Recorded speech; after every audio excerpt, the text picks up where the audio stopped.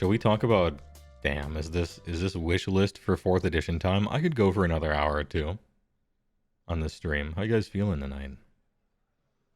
The beats are going in the background. Let me get a beverage, and I'll get back to you. All right? Yo. We are back. It's time. I feel like this naturally follows, right? Potential leaks for 4th edition, playtesting it. Let's do it. What do we want? What do we want from 4th edition?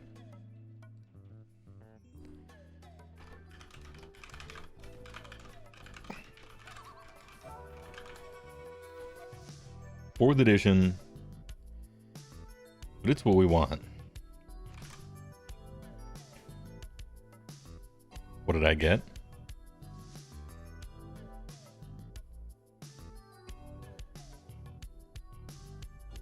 Coca-Cola Classic. The Fizz. Ahem. Big.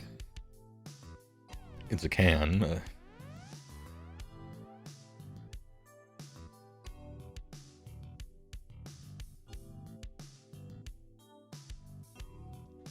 I'm seeing a lot of great suggestions that I'm going to shot down.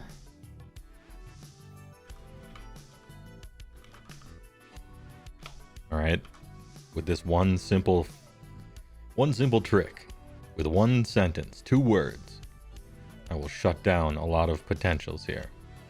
Old Scar brand, more consistent sub-factions, better battle tomes, more parity between all the different artifacts you can choose, blah, blah, blah, blah, right? All that stuff is good and proper, right? But we're talking about 4th edition, the book, the core rules. I know you guys are memeing, but I too was memeing upon your meme. And in that, we have created greatness. We'll number these. I'm going to go for the numbers instead of the bullet points. I'm doing it. No man can stop me. I'm going to start with some of mine. Maybe we'll alternate. I don't know. I'm going to start with the one that I want the most. Ooh, should I start with the one I want the most or the one that I think is the best for the game? For your own good. I'm going to start with the one that I think is best for the game. I care about the game. All right.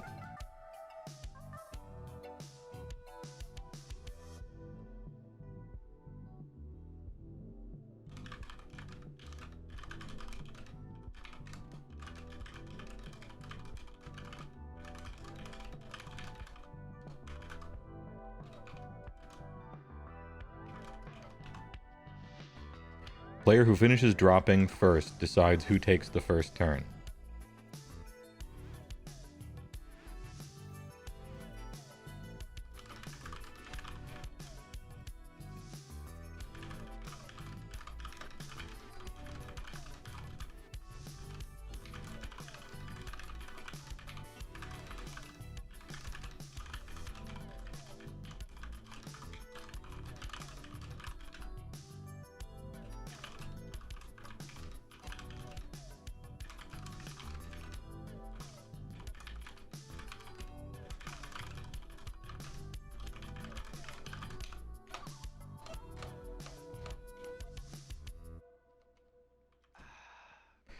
My first core change. Player who finishes dropping first decides who takes the first turn. That's how it is in matched play. And that's how it is in the GHBs. And that's how the game is when it's more fun and fair. And honestly balanced, and players feel like they have more control of choices, and there's just more agency there. So many players randomly roll for the first turn of the game because the core rules tell them to, and then they get a shitty experience because this is bad. This change helps them play a better game from the default starting point. This poisons the well. And I didn't realize this. I had no fucking clue, and I watched Miniac's video. And then they got to the part where they're like, you roll for first turn. I'm like, that's not true. You don't do that. You don't roll to see who goes first. That's nonsense. That's random baby game that isn't fun. What are you guys doing? Oh, wait. It actually does tell you to do that in the core rule. It blew my mind. And so this would fix a lot of problems. This makes the game just literally better for everyone. And people who don't want to buy a GHB. I don't think we should gatekeep having at least a baseline good game behind the GHB. At least have this stuff in there. So this is the first change I would make to 4th edition. This is obviously kind of contrary to what the leak, well, not leak, the supposed leak was. But this is probably my number one most important change that I want for like the good of the game. This won't affect me any. But let's be selfless a little bit.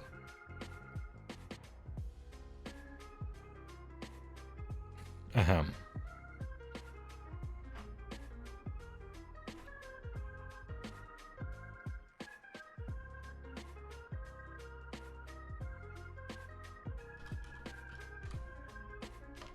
I like SG Arcade's suggestion.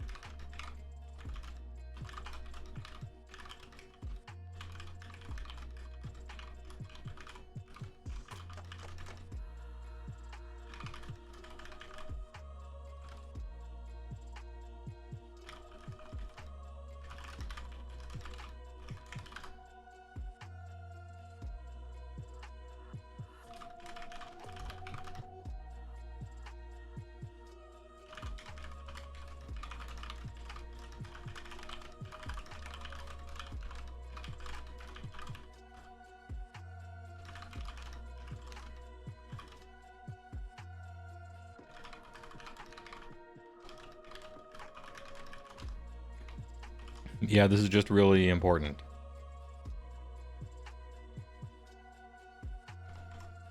Separate rules set for 1K and 2K. 1K is the starting point, 2K is the real game, just like how it is now. But you gotta sacrifice some of the we feel like we want all the points values to play as similarly as possible, because that's a good feeling. You want that. You don't want to have people go from Warcry to Age of Sigmar, because the rules are just totally different, you know?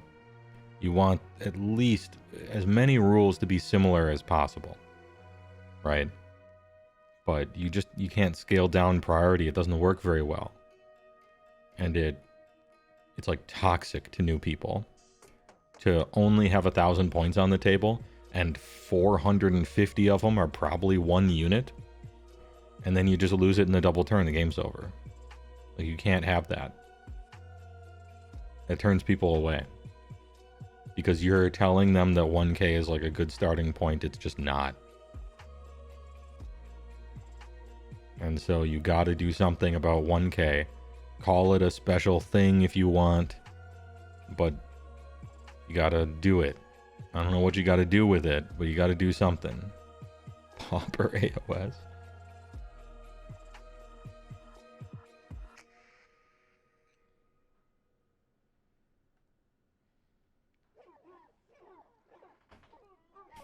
The people who are playing 1K are typically going to be new players, and if they don't like 1K, they will not buy 2K. Yeah, exactly. You can't have that. That's not okay. I got into the game differently. I got into the game, and I'm like, am I going to build a 1K? It didn't even occur to me to play some tiny points, not the game thing. I'm like, I'm going to make 2K, and I'm going to play 2K, because I like 2K. That's the game. And so I didn't bother. A whole bunch of people like slowly grow into it, it seems. And yeah, that's not good. So you got to fix it. This is a huge problem. It gets so many people thinking that priority is bad when they're playing a game mode where priority is bad. And they think it's the mechanic that's bad, but actually it's the game mode plus the mechanic. That game mode can't handle that mechanic. And you gotta make it handle it or just do something. It's a good step for noobs to build paint for it. Yeah, it's great for playing 1K like twice and learning how to roll attacks and saves and stuff. It's good for that, but you can't stay there. Or you can, but it's probably going to be a bad experience, I think.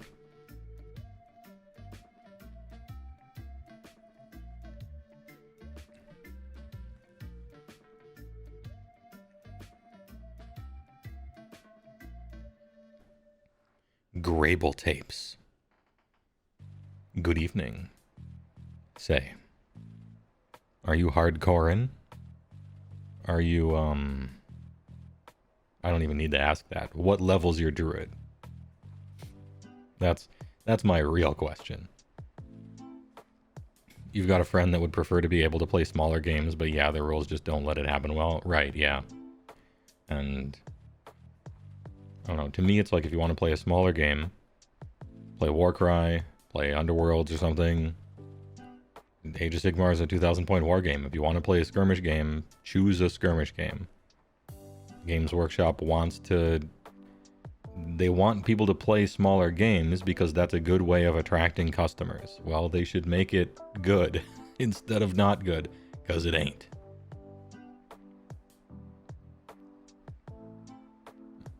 Hell yeah, brother. You you have a rouge. Okay. 22. Got a rogue with 22s. Alright. Man, I just don't have time to get into classic WoW on hardcore rules, but I would in a different time in my life. I would. I'm gonna scroll up. Did anyone else have some good suggestions? There's a huge one. There's a 2,000 word essay that I will read before these two. I think these are like slam dunks, right? We don't need to talk about them too much. Number one for me, change coherency. Oh, true.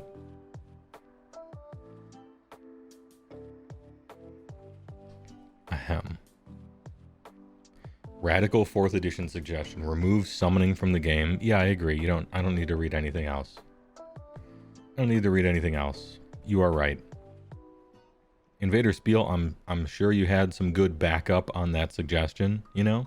There's a whole bunch of words there and it was probably justifying that first sentence. But your first sentence is simply objectively true. And so I trust that you had good reasons for it, because they exist. Good work. Good work. Next. Anyway,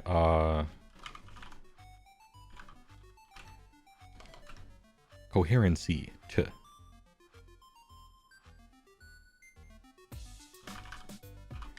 I think we can just call this coherency cleanup. It's not broken. You know? It's not nothing drastic here. Nothing drastic. Just less arbitrary.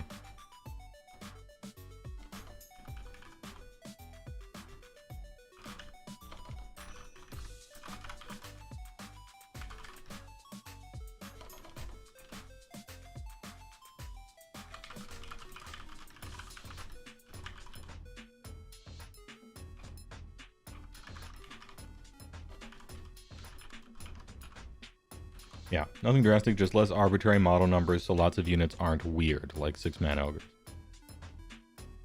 It's fine to make I think that it's fine to make a line. It's okay. We don't want spaghetti, like in first. But one 10-man line should be fine. I think, right? Am I going to stream Diablo 4? I am, yeah. I'm too much of a fucking Diablo simp not to. Even though it looks like they took all the systems that I hated from Diablo 3 and then tuned them up a little bit for 4, I was looking for a big divergence from D3, like they had a big divergence from 2 to 3. But okay, I'll play it anyway, it looks great. If the end game sucks, I'll say it sucks. Fuck Blizzard. And games as a service is toxic and shit. But I don't know, I'll play it for a while. It's probably going to be one of those games that I play for 1,000 hours and then I say the game is trash. You know those games.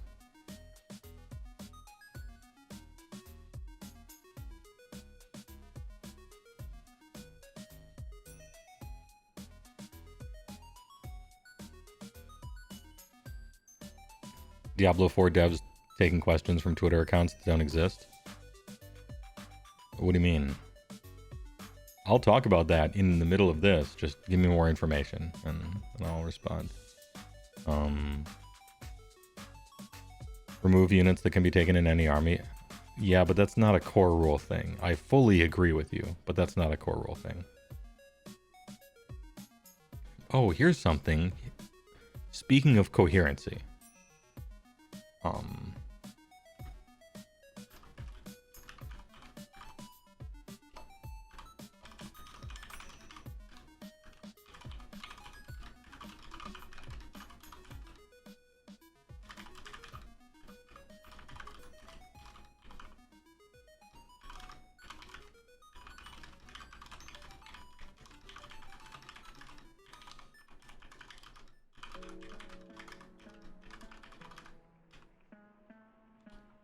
How about that?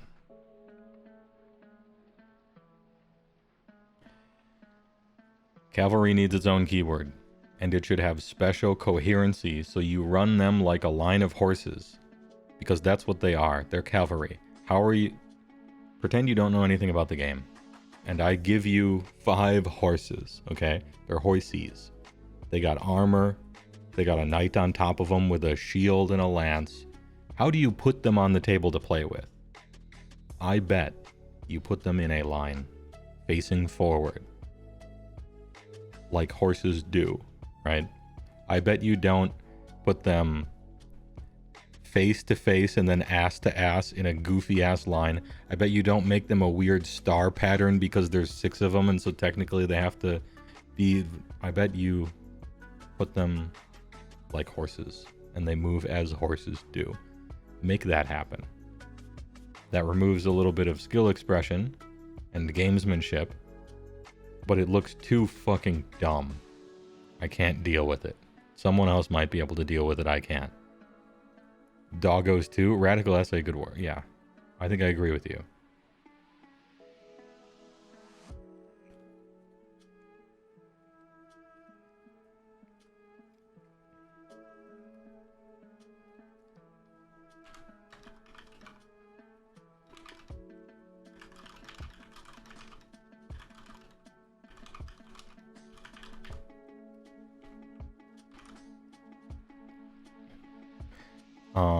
That happened on their last... Oh, you mean like the dev is doing a live stream show and they're answering questions from the audience.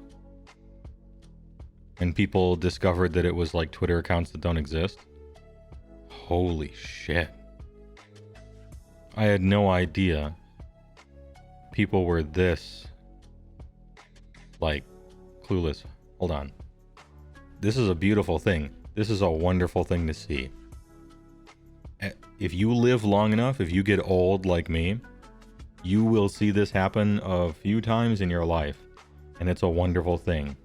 Watching people figure out reality and how the world works.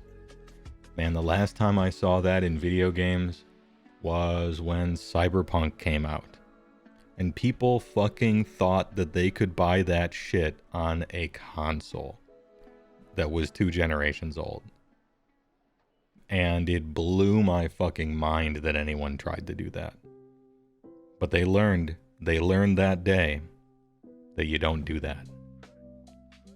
And I thought everyone knew that.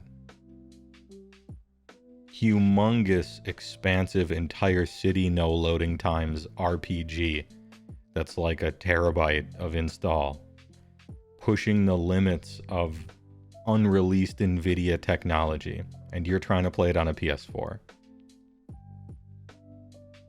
What? And yet people tried to. And now they know. You don't do that. So, here we have like a stream, right? It's a show. It's run by a company, and they're answering questions for the audience. I can't believe that anyone thought those questions could possibly be real and not written by the producer and just showed on screen by the intern or the video person who made it, or maybe even the dev, just to like show some person answering that, but it wasn't like a real person. I'm surprised anyone thought that was the case. Every dev stream that has a real question and it ends up being like an actual person, to me that's impressive. Wow, you went above and beyond. You actually took a real question from a person instead of invented your own. Why not just Photoshop them? But okay. So yeah, that I don't really think it's even a controversy. This is just an awakening. They're starting to believe. You were just exposed to how the world is. And it's strange that you're surprised, but yeah, that's how it works.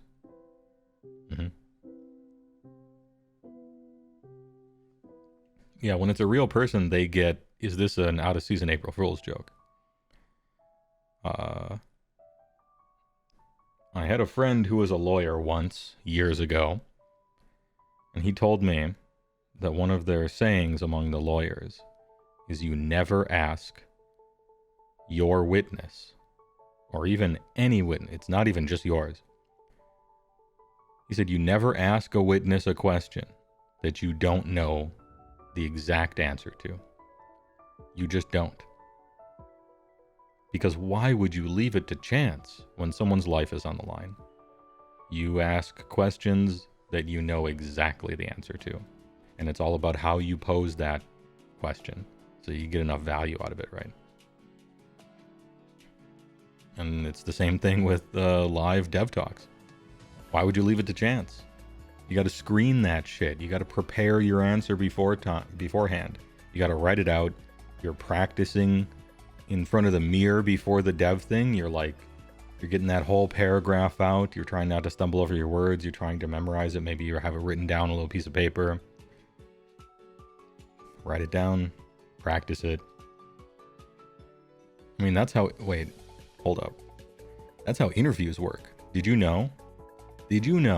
When you get an interview, you send them your questions so that they can read through them, say which ones they will answer and will not answer, prepare all of their answers for them, and then they call into your show live, and then you ask the questions to them like an interviewer, and then they pretend like it's the first time they've ever heard them. That's how an interview works. I don't know if I'm shattering anyone's world here, but that's how it works. Anyway, I'm glad I could be of help.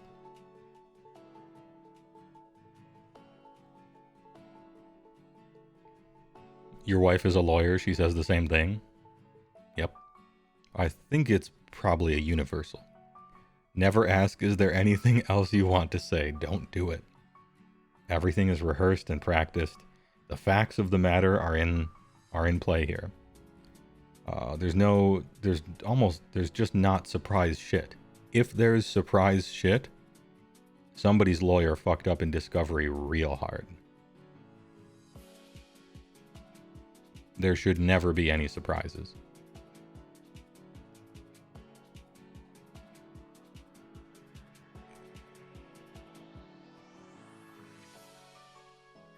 You write scripts like this all the time for your work and they go through like 6 people before they get approved? Yep.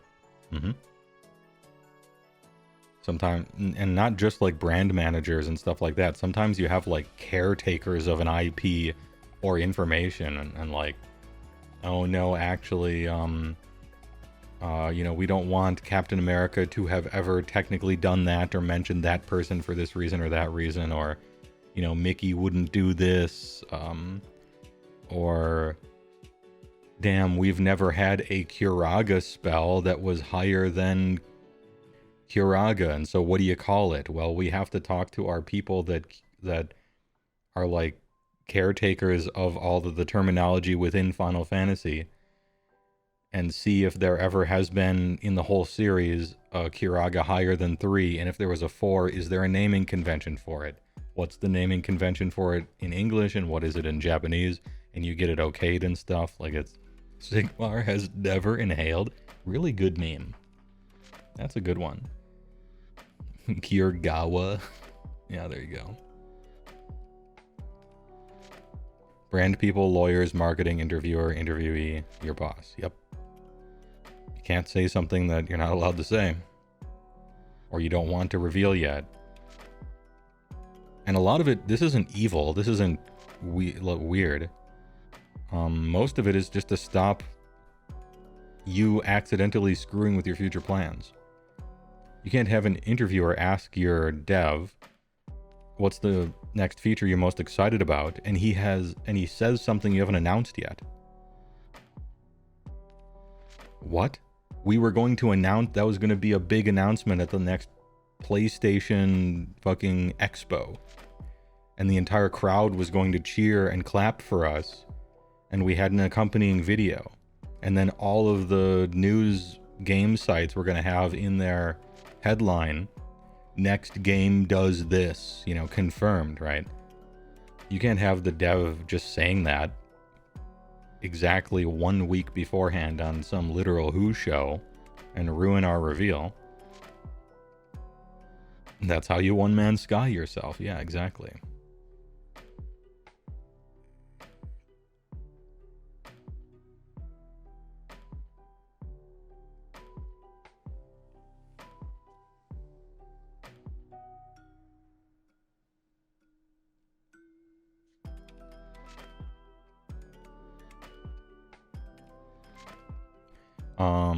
Blizzard Diablo 4 seems to have momentum of a runaway freight train. Why is it so popular? Yeah, which is why a lot of the interview questions are just absolutely underhand softballs.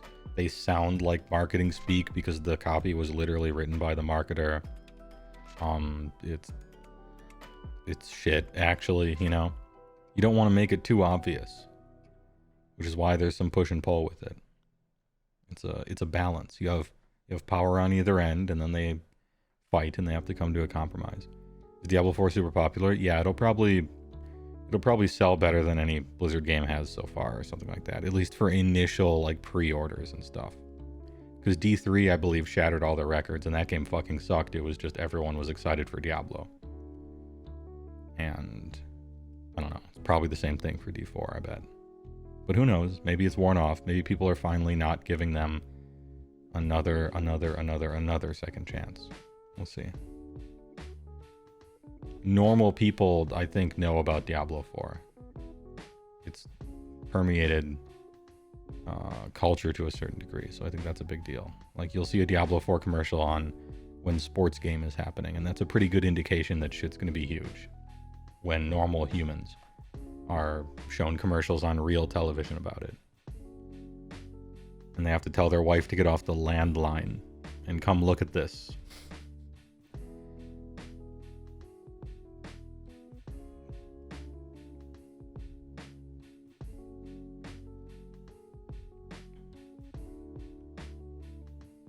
Anyway, coherency cleanup. I would like Cavalry to have a little cleanup there too.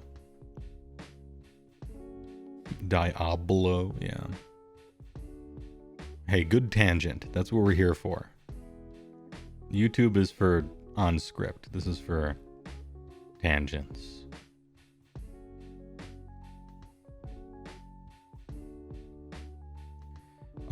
Perhaps would you think the better solution would be to have one model in range, but range of coherency reduces with unit size? Allows for straight lines, but also restricts the real estate the lines can occupy. I don't understand. Invader Spiel. I'm going to scroll down to see if you clarified later.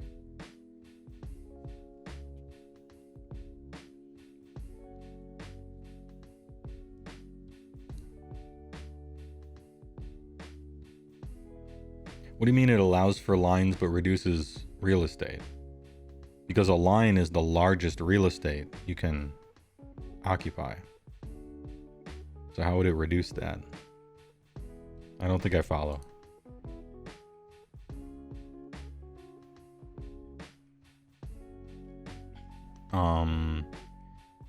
SD Arcade says, maybe a weird suggestion, but maybe in the big rulebook you have a section for each army where a designer puts their army lists and explain how the army works, so a noob can see a list and go, oh, that sounds fun.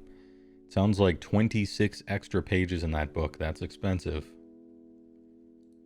And I know a thing or two about making a piece of media about how something plays. And then they change shit immediately. And it is useless. And I don't know. In a way, it would be cosmic justice for them to do it to themselves for fucking once. And I would greatly enjoy that in a bad way. Because they should fucking plan ahead so they don't do that to themselves and me. But yeah, probably not. It's better to put that. I say it's better to put that in the battle tome, but it's a good idea to put it in the core rules, because then at least you know a little bit of something about all that, but probably not army lists. Maybe at least just play style or something like that. You're not wrong. But that's a lot of pages.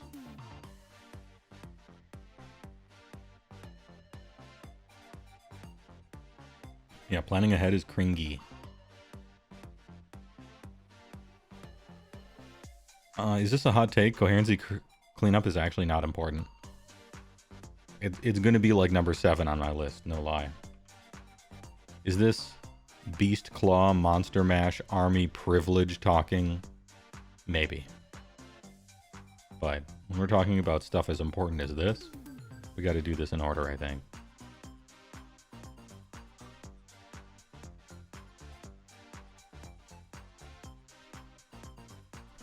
What other...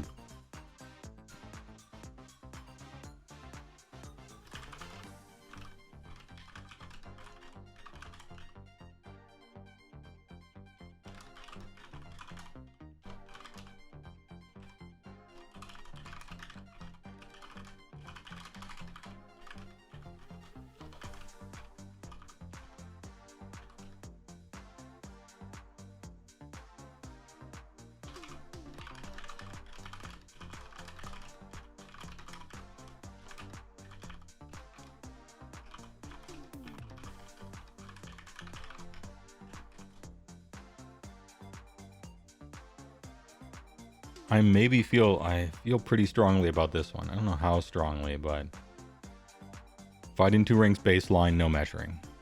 Everyone liked that during the beta test. No one liked that during the second beta test where you had to take a battalion to do it. These are facts. No one is taking that battalion, but everyone liked it when your stuff just did that. It saved time, it saved energy, it wasn't annoying. Just great work. Heroes have 2-inch reach, monsters have 3-inch reach. Everything else can fight 2 ranks.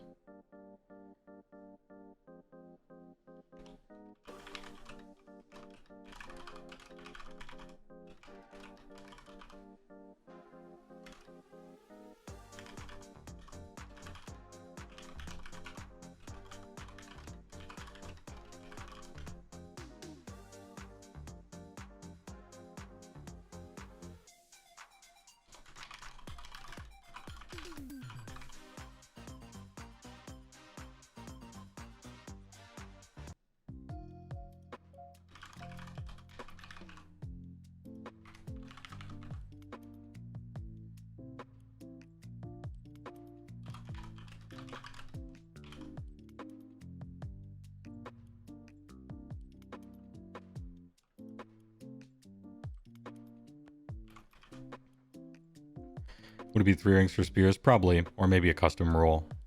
Maybe a custom thing. And this is only for very long spears and pole arms. I'm talking like those Lumineth pole holders, right? Where the shit's actual 3 inches long in real life. Maybe halberd users, but maybe not even them. I'm talking like really long stuff.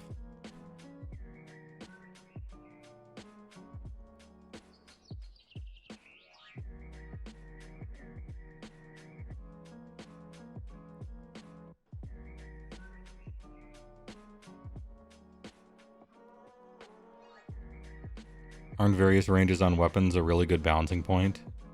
No. It's just which units are terrible and which do damage. Like, generally speaking, it could be Invader Spiel. It has the opportunity to be. But in reality, it won't and isn't. It's just which units are dealing damage and which are dealing no damage. You have 1 inch reach, 99.9%, you don't do damage. And we're talking like units of more than like 3 guys, right? It's like a light switch. It's a have and have not. It's not really a balance. It's like a are you good or are you not?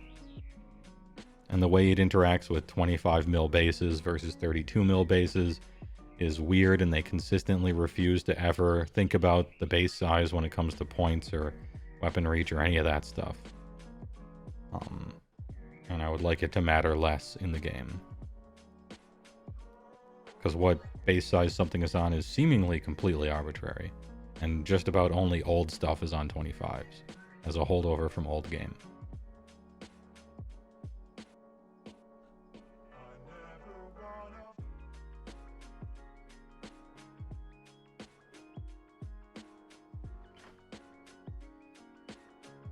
Play the Golem game on stream so we can hear Tolkien rolling in his grave, just spinning.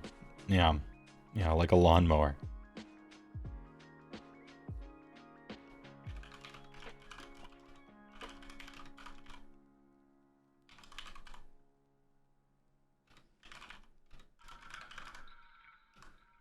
Yeah, it also reduces hidden base size power scaling, you're right. DK Ratesburg.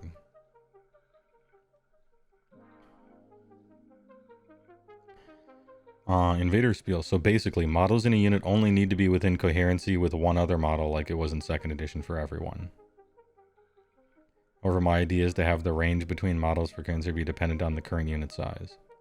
5 requires 3.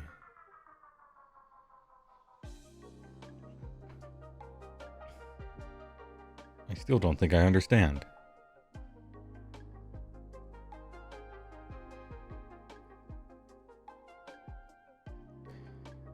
So if I have 3 guys, I can put 1 model here, and then 3 inches over here I can put the 2nd guy in the unit? That's way too huge. Or do you mean the entire unit can only fill 3 inches of space? In which case that would be impossible for my Yetis. Their bases are too large for that. 3 Yetis base to base is wider than 3 inches, and so like I couldn't do it. And so now, unfortunately, because this is the problem with all these different base sizes, is it's really hard to write rules for coherency that involve any sort of measurements when thinking about the whole squad. And remember also, one of the key parts of writing a good rule is not only like writing one that accounts for everything and is really understandable, but also that is elegant and it's as short as possible and as simple as possible. So that it's not some gigantic paragraph and then a huge table that you consult for every single different unit size in the whole game.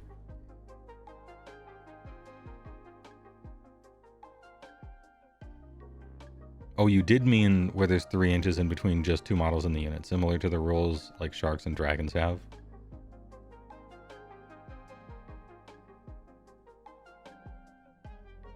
I think that's okay for sharks and dragons because they're just physically very large and flying and stuff. It's like a skirmisher kind of unit.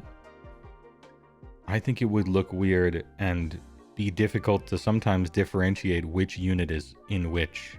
You could put units within other units then. That's kind of weird. You know?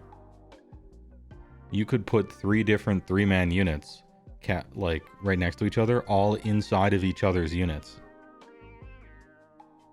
So every other, it looks like a line of them, but every other one is from a different unit and they would all be coherent. I think that might be confusing on the table.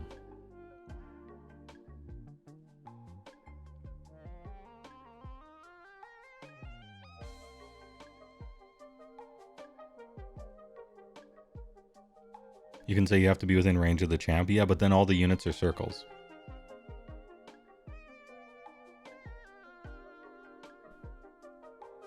Which is, maybe that's what you want. Maybe that's what they want. Maybe that's the goal. The goal of coherency rules is to keep stuff closer together. Overtly, that's the goal of coherency, is to not have spaghetti lines and noodles everywhere. But what about a unit without a unit champ? I have many such units that don't have unit champions. What do you do then? Give them unit champions? Well, in a roundabout way, I agree. I would rather have unit champions than not have them.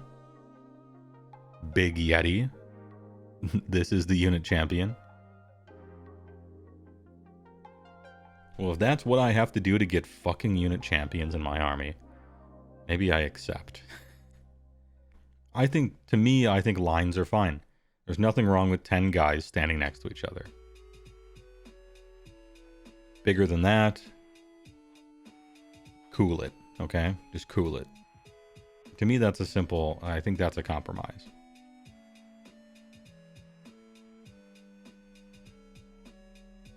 If only a movement tray was the answer. I mean, we use movement trays now during deployment just to save time. But unfortunately, terrain exists, and melee combat exists with pile-in and kind of clever little movements all over the place, so you'd have to take them off eventually.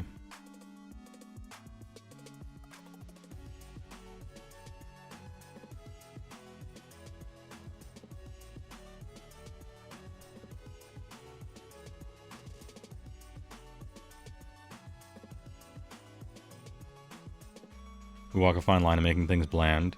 If by bland you mean everything looks the same, then any coherency rule you write is going to make everything look like whatever the best position to be in under those rules is, right? So if everything has to be in a circle, then everything is a circle. Is that bland? If everything can be a line of up to 10, everything's a line up to 10. Right?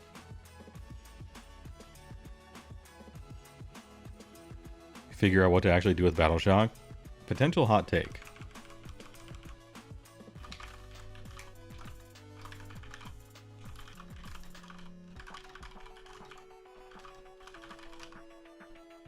Battle Shock is fine and needs no changes. Hot take.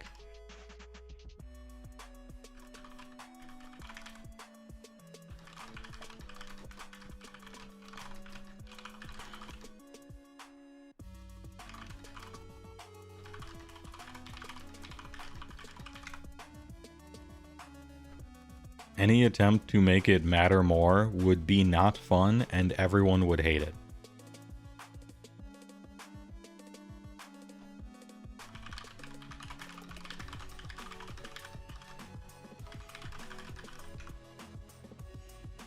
Being able to mostly ignore it is good and fun.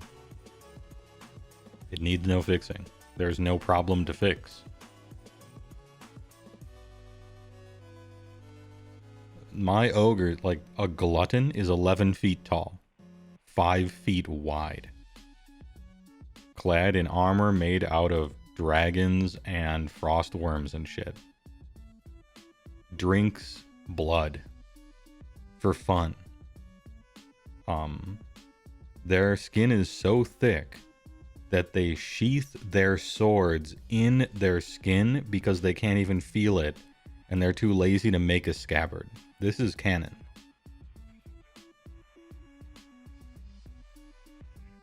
and there's a unit of 6, and 2 of them die, and they're fighting against, like, a squig.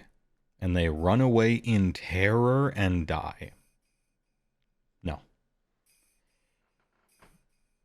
Or like a mindless skeleton that somehow runs away or dies or something.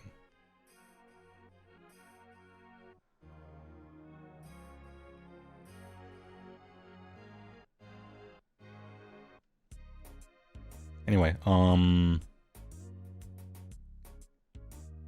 you think it depends on how they implement it? You don't know much about 40k, but you've heard that they're making Battleshock a big part of 10th edition? Yeah, I hope not. Me not needing to interact with it, and for the most part, nobody else either. If it really matters, you'll inspire. And if you run out of command points and you're in multiple fights, that's you running low on resources as a general and kind of losing control. And maybe a guy runs away, but for the most part, you don't have to worry about it. And that's good.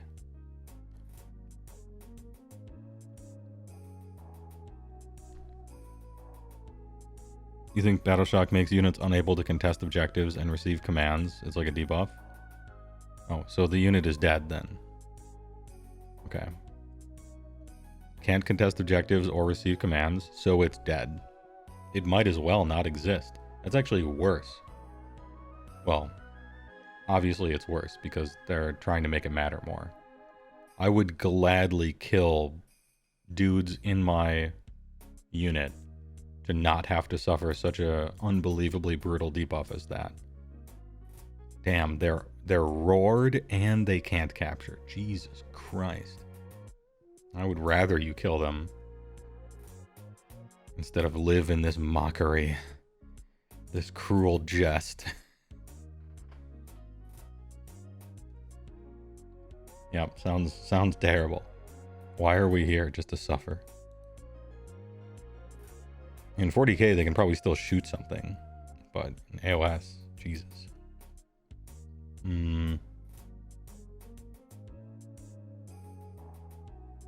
Only lasts until your next hero phase, and you think 40k is less killy? Ah, okay. Just till your next hero phase. Oh, okay. So I could fail it at the end of my opponent's Battleshock, and then it's my turn, I just get it right back? That is potentially not so bad. Although it probably means opponent might score an extra point or something, which sucks.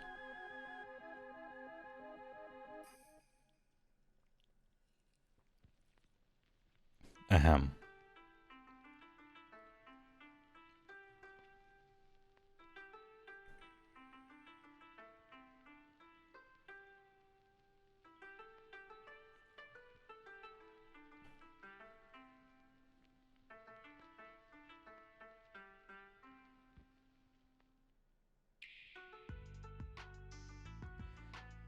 What's something for me, though? Let's see. This one is good for the game, but it doesn't affect me. This one is good for the game, but doesn't affect me. Even this one is good for the game and doesn't affect me. Is it time for a little bit of selfishness? What do we do to improve things for me in 4th edition? I don't know that I don't think I even want to change the rules of the game to affect me in some way. I'm not some fucking player-brained... Yeah, it's gross.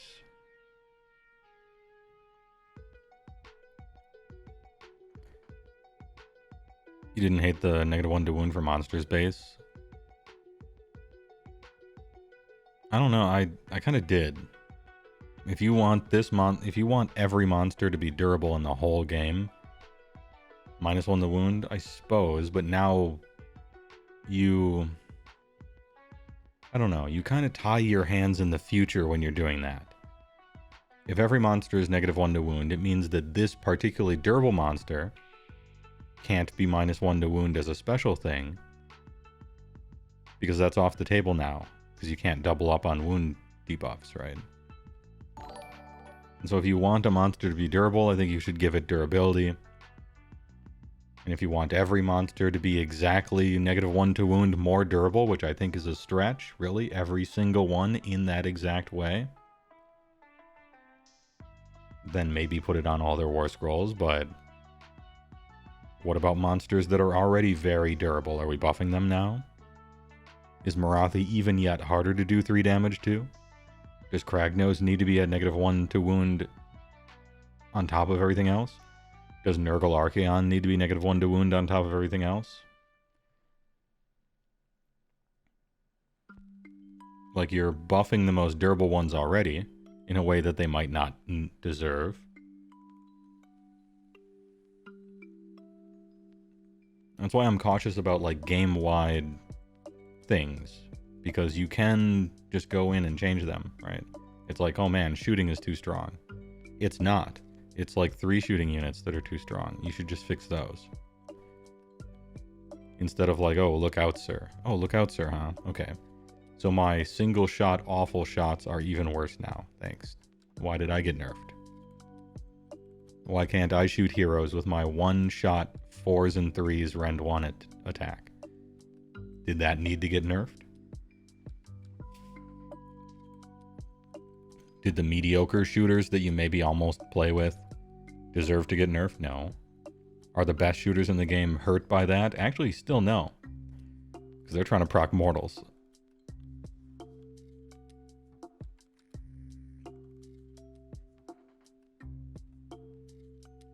Thanks for the follow, Sanatorium. You're starting Age of Sigmar. Do I have any advice? Yes, I do. This is what I do. I give advice to starting players. The first thing you need to do when you're getting into Age of Sigmar, I think it's $10. So there's an investment. I think it's $10 on Steam during a sale. Sometimes it's $20. You download Tabletop Simulator.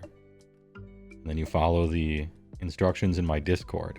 And this allows you to play Age of Sigmar with fully 3D and painted models in a digital tabletop with other people.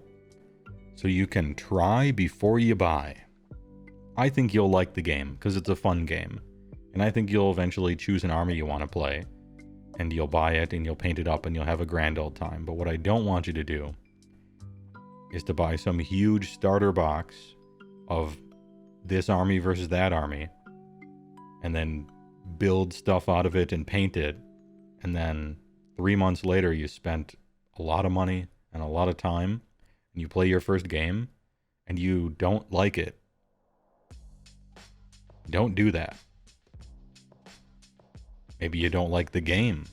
Maybe you don't like the army. Maybe you don't like the units you chose within the army that you like.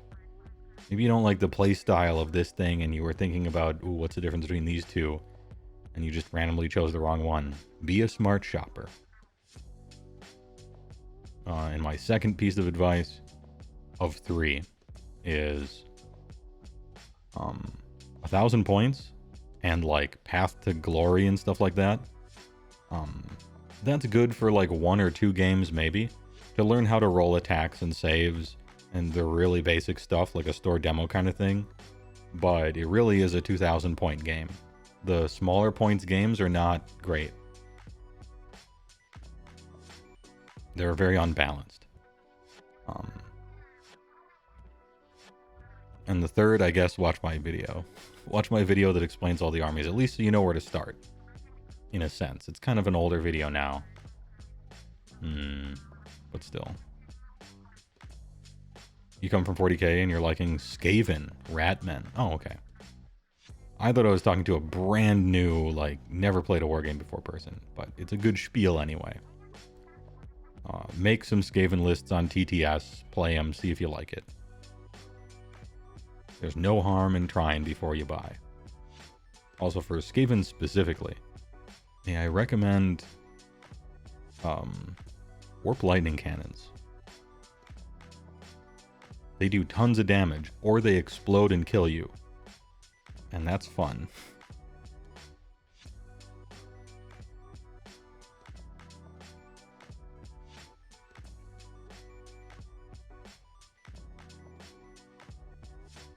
Also, it's tricky to build a Skaven army. Their book is weird. Their book is written to be understood by a Skaven brain. So it's a little complicated, but I'm sure you'll get it. You play 40k. That ain't easy either. You get the chance to write that Everwinter effect should be goo.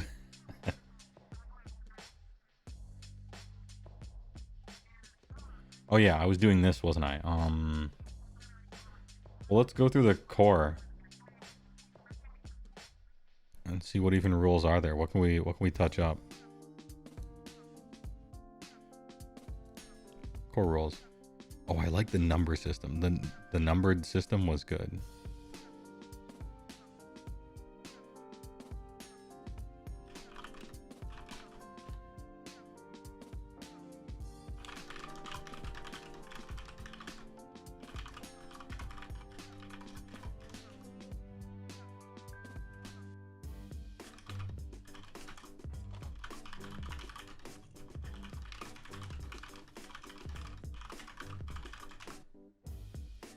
Put it clear how to build an army list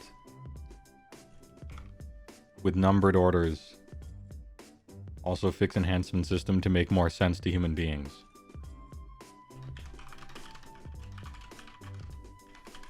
Put it as the last page in the book. Once again, I'm helping out humanity instead of myself here.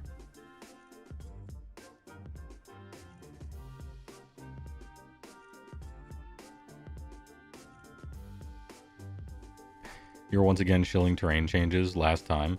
Oh no, I wasn't ignoring that. How would you change terrain?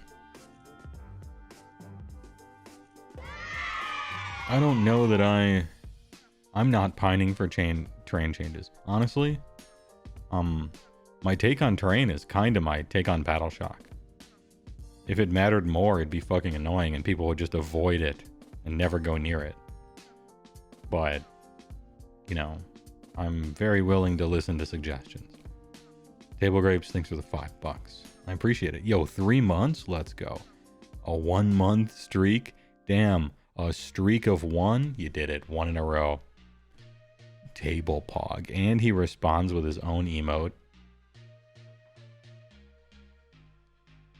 Sigma Grinder. Thanks for the sub. I'm surprised you watch my stream. I didn't take you for an Age of Sigmar nowhere. But maybe you just like the video game music.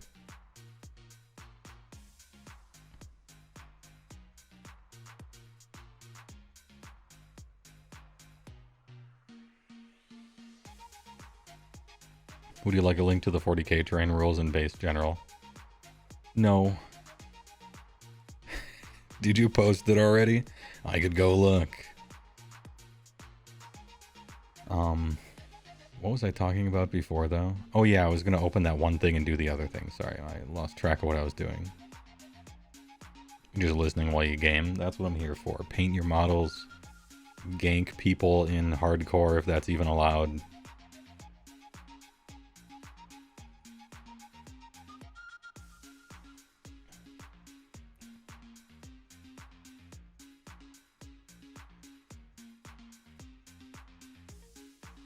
You can duel to the death if you want. Really? So you type like /duel for reals, and then it pops up on the screen and it's like, are you a fucking Chad? Yes, no, and you click yes. And only one man is coming out alive. That's sick. Like almost no one will do that, but every time they do, it's like exciting. A crowd starts forming. Oh shit, did you hear? Mok Gora is gonna fight against, you know, I pwn you. FR. Level 1 tourneys are gonna go wild. Clean up sequency and triggers. Oh, oof. They did a good job from where they started, but we can do better. I agree on the magic stuff.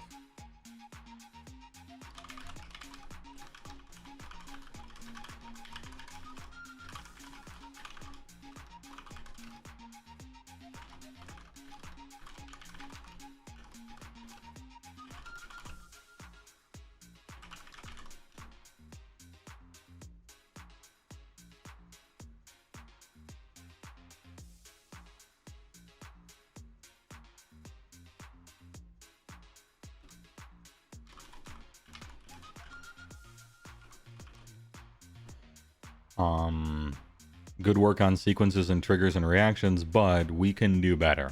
MTG is the template. More keywords. Good suggestion.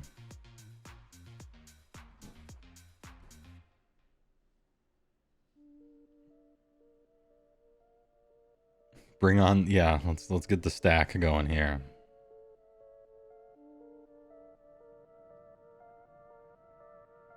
Heywoah was a Knights player, just Custodes riding Stonehorns instead of robots. I don't like the look of Knights. They're not a robot that I think looks cool. They're a robot that they designed on purpose to give the painter as much creativity as they could. Because they put giant umbrellas all over the fucking thing that you can do as much freehand as you want on. And so that's like good for the painter. But I think the overall design looks dumb.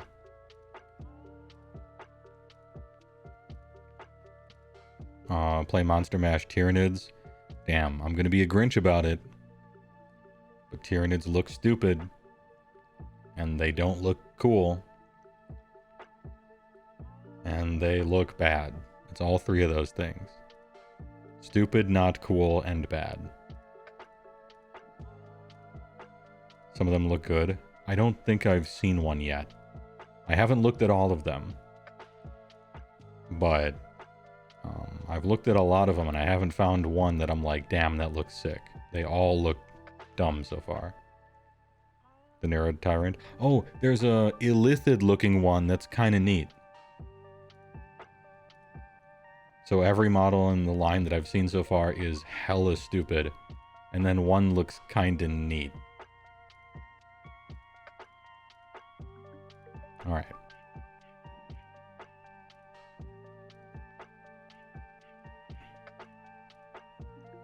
I think it's the jellyfish one. But I can't recall.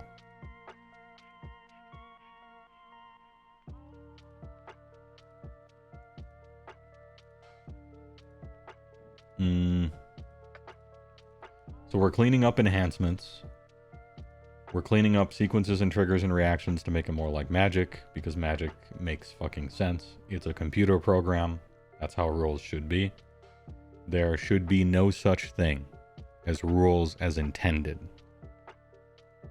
If you have rules as intended, it means you have failed as a rule writer. There should only be rules as written. Fighting 2 ranks. Separate rule set for 1k, 2k. Player finishes dropping first, takes the first. Decides who takes the first turn. So the base game isn't shit. And I guess Coherency cleanup, but I don't care too much. And Hot Take Battle Shock is fine because if it mattered more, it would suck and be not fun. Man, good luck, GW love intention. You know how you get your intention across? With words. That's why we invented them. It's a great invention. Use them. I thought British people invented English. How come they can't write sentences that are clear and concise? You know, America made magic. So, hey, you know what? Sometimes just because you're the first person to come up with something doesn't mean you use it the best. Where is it? There we go. Got the vine boom. 12 seconds too late. We'll edit that in post.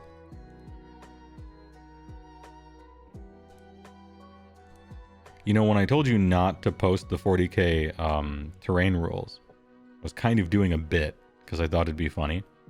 But you can summarize it in the chat because I'm kind of interested how people think terrain would be improved.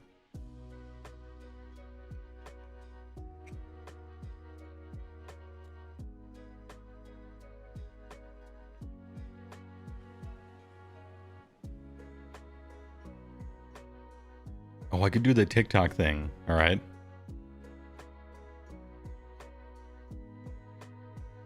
What's that? Oh, what's the song called? Hold on.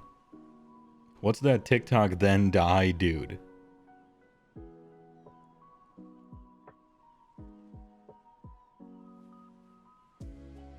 I can't remember his name. You have the link at the ready. Okay. Would you want Grand Alliance heroic action rules? Nope.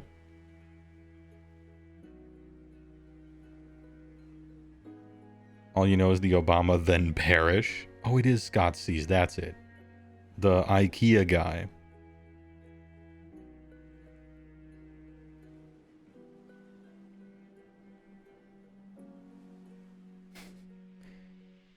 If you have to rely on rules as intended,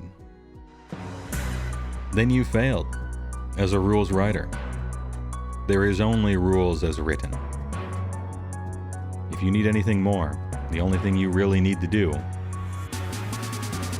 is your job. Again. Anyway, I tried off the cuff. Can we include a glossary of terms in the new rules? Like, yeah, glossary of terms. I think that's in the sequences thing. Keywords, glossary of terms. I'll just add that.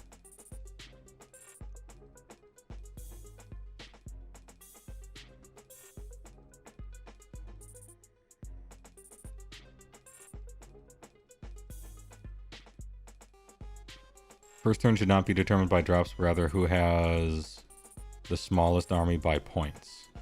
Rather than having to finagle into a battle regiment, which some armies basically can't do. Although it's really only hero monster mash that can't. Everyone else can. But true. You have an actual literal cost. Damn, that's an interesting science experiment. Isn't it? How much would you pay to guarantee going first? Ooh. Ooh. I want to see what competitive players do with that. How many points down do you play? Just real quick, like, don't think about it. Type from your heart. How many points down would you play?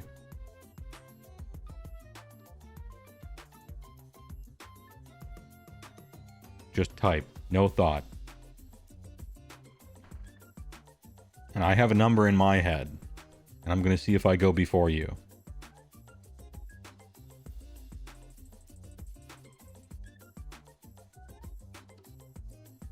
Damn, I'm out dropping all you. 1680. Instantly. No thought. 1680. Quick question, because it just came up in your game. If a unit has moved and its unit is split up by a terrain feature, but it still is coherent, do you consider the unit to be out of coherency? Like there's a wall separating the two parts of the unit. As long as they're close to each, as long as you measure coherency between those two units, it doesn't matter if there's a wall in the middle or not. If they're still within an inch of each other, you're good.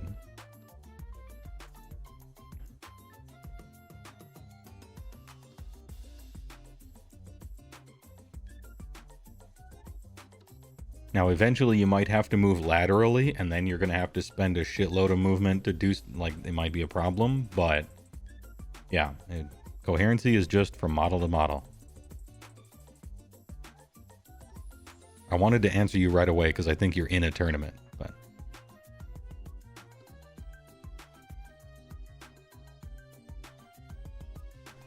you drop Beast Rider Stonehorn? Yep, just gone.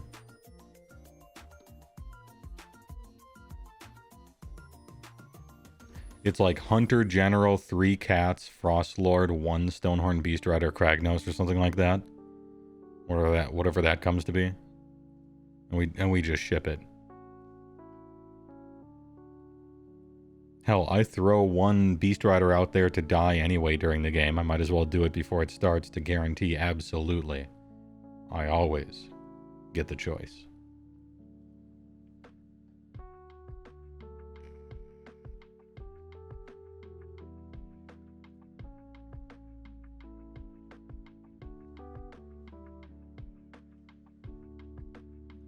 Because to me, that's like the ultimate self-obliteration aggro. Oh, for sure, yeah. But it's all tempo, you know? I'm giving up a lot to be in a position of power, and it's up to the opponent to punish me for doing that. If they can, you win.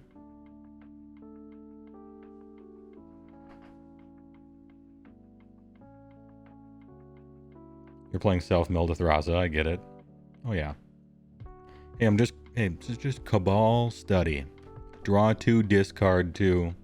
Oops, I discarded a Grizzlebrand. Oh shit, that's in my graveyard? How will I ever recover? And Lotus Petal reanimate. I'm paying, jeez. Paying a lot of life to bring this boy out. 8 life? Damn, I'm already at 11? Turn 1 after a fetch land? How will I recover? Anyway, go ahead. In response, I draw 7 cards and lose 7 life. I'm down to 4. And I'll daze your play. And I'll force a will your backup. Down to 3. My turn swing. Ooh, back at 10. There we go. Sleep now. It is time to sleep. You are drifting slowly away in an endless expanse.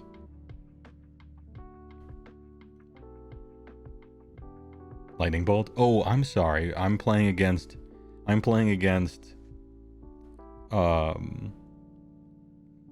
Basic Mountain from the Hand Lava Spike Go? Pardon me. Did I say Grizzlebrand? I meant Iona. There we go. Much better. In our made-up game. I meant Iona naming red, pardon me. 1,000 pardons. At the end of the day, it would just skew your matchups even more? Yes. Yeah. But that's what players try to do, usually.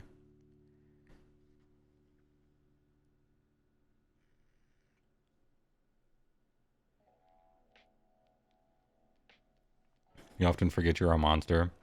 Yeah, Iona real good against burn. Really good.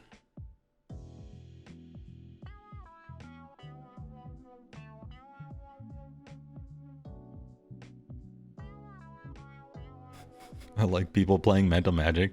Double Lightning Bolt, Lightning Helix. Where my Fire Blast enjoyers at?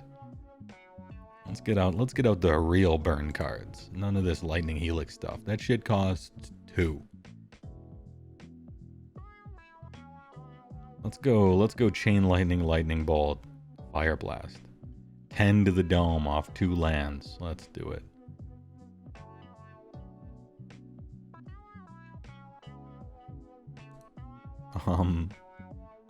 And another tangent is over. We were talking about tempo and sacrificial plays, I think. Magma Bolt, I think it is. I don't think I recognize Magma Bolt. I know Magma Jet. The Scry 2 from Darksteel or whatever. That shit was kind of cool in Standard.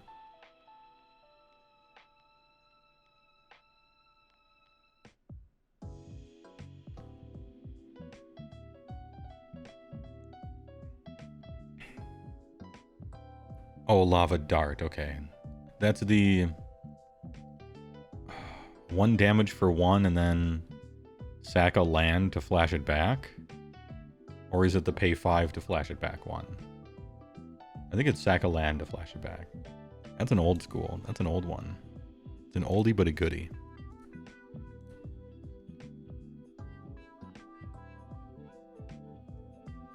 Alright, scrolling through the core rules. Anything in particular here? Oh yeah, this is actually really important. This is important here.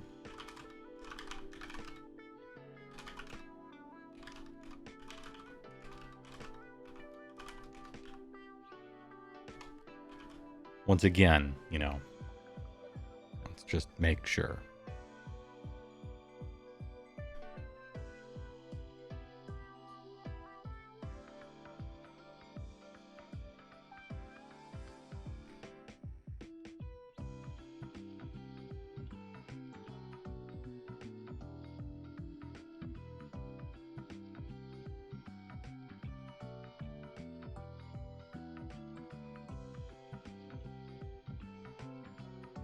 How do you guys feel about Rally?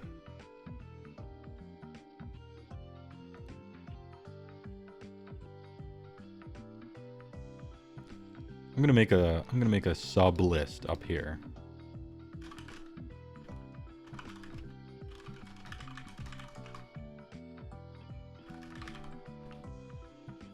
And I'm putting stuff that might have contention to it.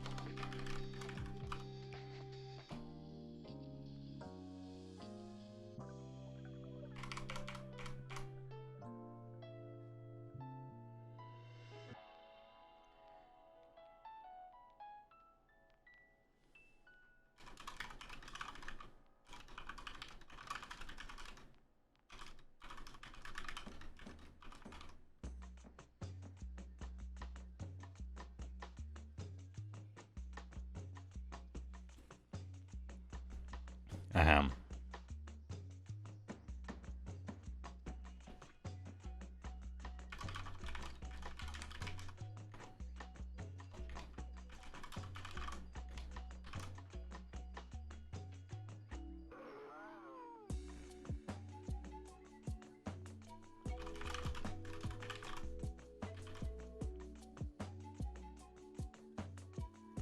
So, new stuff in third, do we like it? Rally.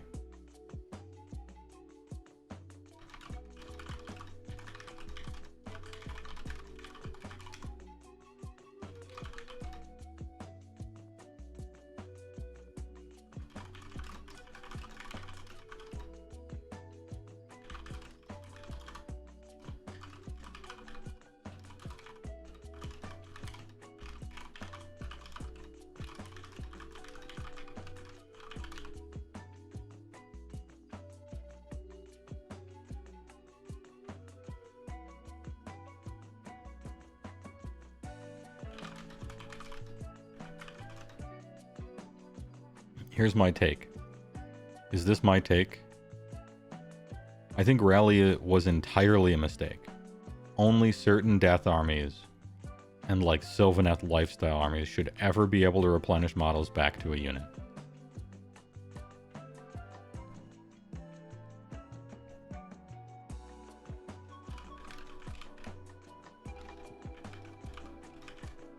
Full stop, trash it, into the garbage.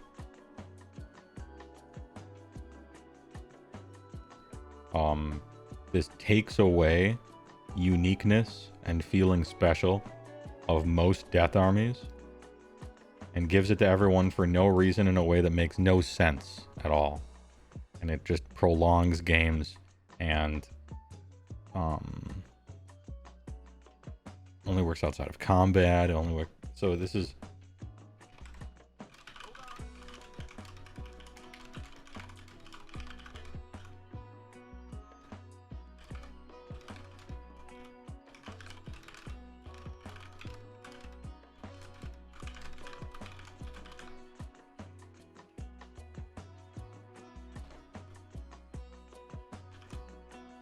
I think they did this to nerf shooting, and it has not done that. And it's a big flavor fail and a time spender. I think Rally is entirely a mistake. And I'm not doing this. I'm not saying this because too many people got 4-up rallies or something. I don't give a shit. This isn't a power level thing. To me. I don't care about that. I think you shouldn't be able to bring people back to life in armies that can't bring stuff back to life. If you want something to be durable, if you want your guys to come back to life, play an army that can bring their guys back to life. Keep these people special. Everybody regenerating troops out of the ground, out of nowhere. You can try to weaselly kind of explain it lore-wise, like you're bringing them back to the field, but the key word that happened to them is died. So no. I think this is generally just a mistake, like a bad thing. Keep it in Death, keep it in Sylvaneth, maybe Stormcast, I guess, or something like that. Fucking not maybe Gits, I guess, something like that, but nah. I think it's just a big flavor fail. And if it was done to nerf shooting, it didn't work. Seraphon beam new dudes down from the heavens. Maybe. But Seraphon have too many bells and whistles already. You don't get everything. In the lore, Underguts dig tunnels underneath and like explode out of the battlefield and start shooting people. But they don't have deep strike rules. Sometimes not everything you do in the lore needs to be in the game. Especially Seraphon, who has literally like every type of rule you could possibly ever have in the game almost.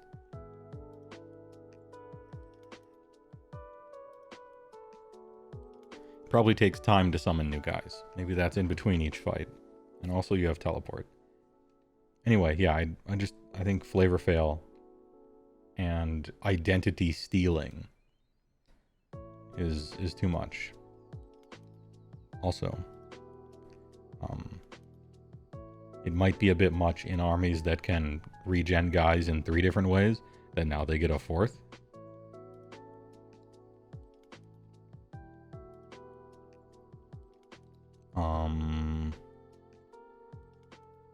They decided Death was cringe and stood up.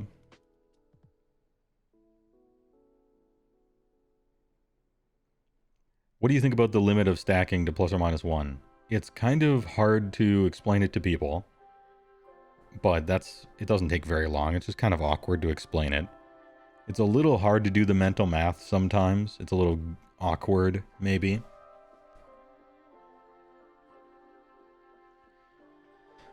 But then again, that's what happens when you, what's the word for it?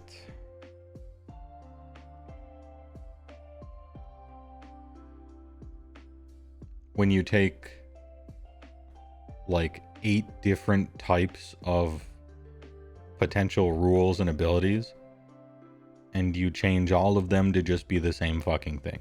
When you homogenize everything, you end up sometimes having to create rules like this. Because Mystic Shield used to do something, and the shield ability on the War Scroll used to do something, and the prayer for Bronze Skin used to do something, and maybe the artifact used to do something, and now all of those are +1 armor. So, you know, maybe you have to write a rule that limits stacking like this. But it kind of feels like you didn't want to go through all the rules and write them in a way so that they either stacked or didn't stack, or their effect mattered or didn't matter. And you gave them access to too many different types of them. And so you're just making a core rule as a complete band-aid to fix what you don't really want to fix, which is like the core issue, but maybe that's fine.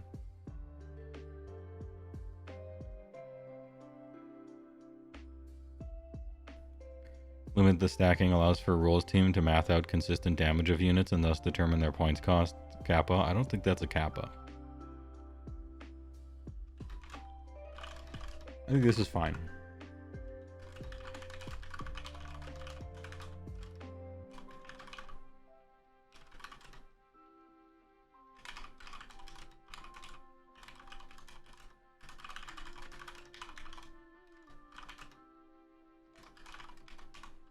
I don't think it needs to change. It's a little annoying to calculate, explain, and promotes homogenized abilities and rules, but it's fine.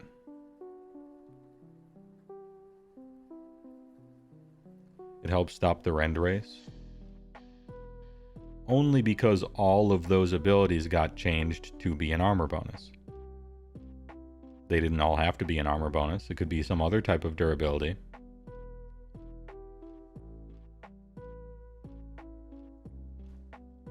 But, you know, they wanted to get rid of all the rerolls, and the rerolls to 1s and stuff, and that was, like, mostly a good thing. So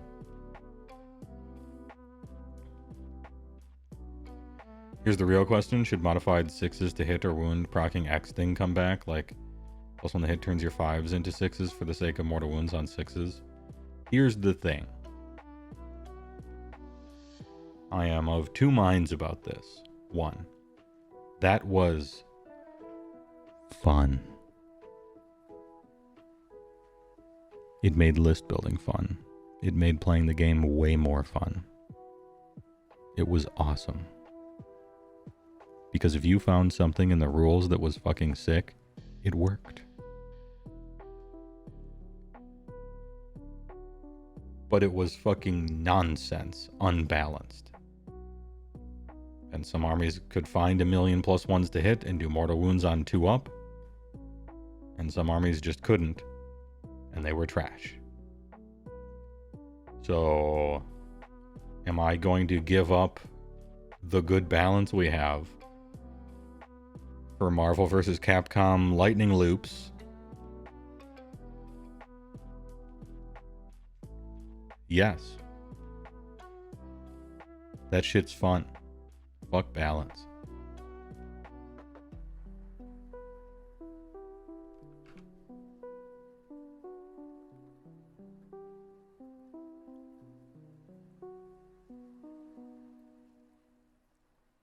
The players will figure out what's the best, and then from there you apply you turn your knobs.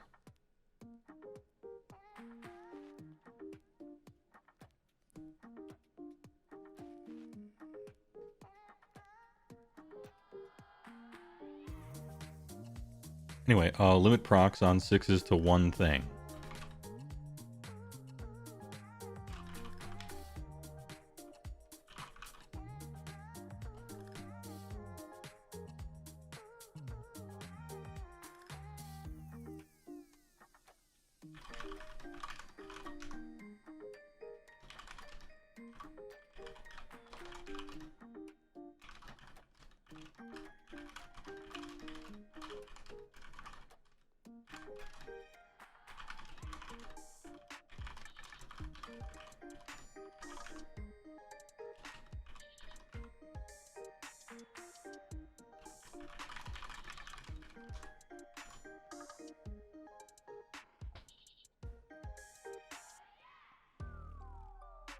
We're going to keep the way it was on 6s, but keeping the limit of stacking doesn't just mean proc on 6s is procking 5s. Yeah, but I don't even necessarily want that. Just let me build a list like I'm building a magic deck. Let me get that sick shit. I want the crazy stuff. You know, I started playing Age of Sigmar and it was good. But what made me fall in love with the game was the fucking nonsense you could do. By finding this and stacking that and stacking that, and suddenly 2-ups are doing just silly crap. That was awesome. That was the fun. And every edition since then, they've watered everything down and homogenized everything and put safety guardrails and bumper bowling. Ooh, don't look over the edge. Don't eat this paper. Coffee might be too hot. Can't have the casual players getting mad when choosing an army list and all decisions during a game at complete random doesn't lose them the game somehow. And the game's way more balanced and fair, and I like that too. But I do pine a little bit to the olden days, when they didn't have any fucking idea what they were doing, and building a list was fun. It was like building a combo deck in Magic.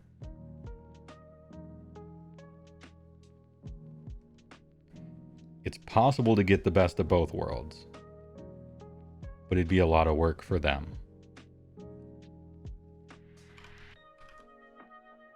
And if this leak is to be believed, and I don't think I believe it, they'd rather do a massive amount of work on some fucking bullshit that doesn't matter to fix a non-existent problem, I guess, instead. but that's probably not true.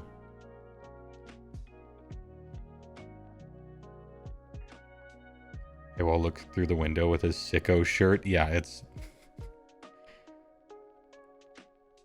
That's me. I want that degenerate shit. That was fun. That's what made me fall in love with the game in the first blush. Truly. And we had realm artifacts, so much customization. It was fun to build an army list. It is no longer fun to build an army list. It's boring. Everything's on guardrails and seat belts and safety lines.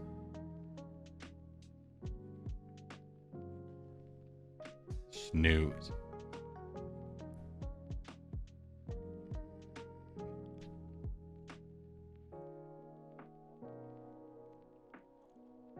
Mystic Shield +1 armor. Arcane Bolt is trash.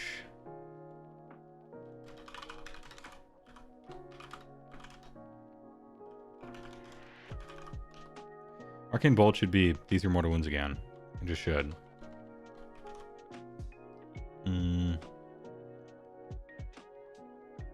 Mystic Shield +1 armor. That's OP. It's an OP spell. Here's the thing, though. If Mystic Shield didn't give you +1 armor, Arcane Tome is trash. And no one takes it. Just no one. In fact, the only reason most people even have a wizard in their army... I shouldn't say most people. That's not true. There's a good chunk of armies, I think, that have a wizard because of Mystic Shield, and I guess I get to try to unbind.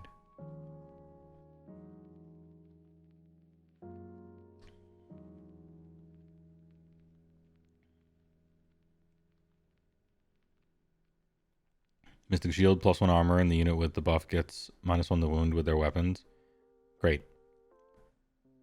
So Mystic Shield is now a spell that you cast on your Nurgle-marked Chaos Warriors, your big anvil that you don't care about its damage anyway, or on your wizard or whatever, and you just don't use it on anything else. Mystic Sword +1 the wound, but -1 the saves. Mystic Shield Noblars, I still wouldn't. It's not worth it. They'll die. They'll still die anyway.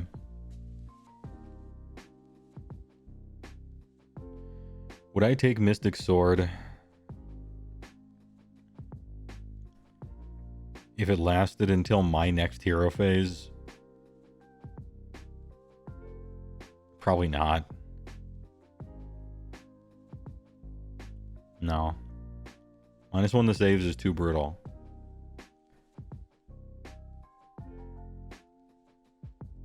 I think it's nice that it's +1 offense, -1 defense, you know? Like that has a nice synergy to it. But -1 the saves is way better than +1 the wound. It's more impactful, I think.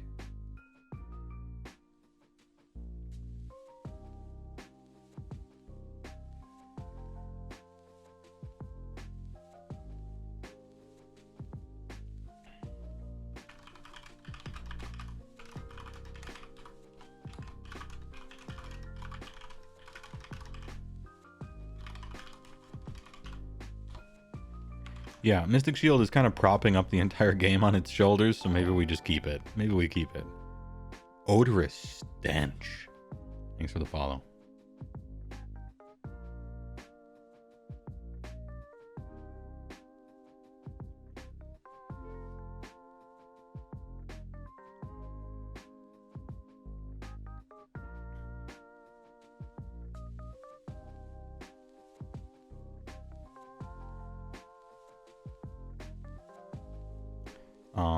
The issue with you isn't Mystic Shield on your anvil, it's putting it on Maw Crusher, so it becomes a cannonball that can't be hurt, and it, like, kills a Mega Gargant per phase. Yeah. Imagine having an anvil, I guess, but... Yeah, you don't want your unit that can actually do something to die. So you put a defense on it. And then people are like taking unbinders because the spell's good. I don't know that spells should have downsides. I'm gonna be honest. like a thing that actually hurts you. You have to roll to cast. You have to have a living wizard. Your opponent has to fail to unbind it. And you have to be in kind of a close range. Your opponent has 2 chances to stop. Well, you have 1 chance for it to fail, and then your opponent gets to try to stop it. That's the downside to a spell. Because there's 2 opportunities for it not to work. After it's finally worked, I don't think it needs yet another downside.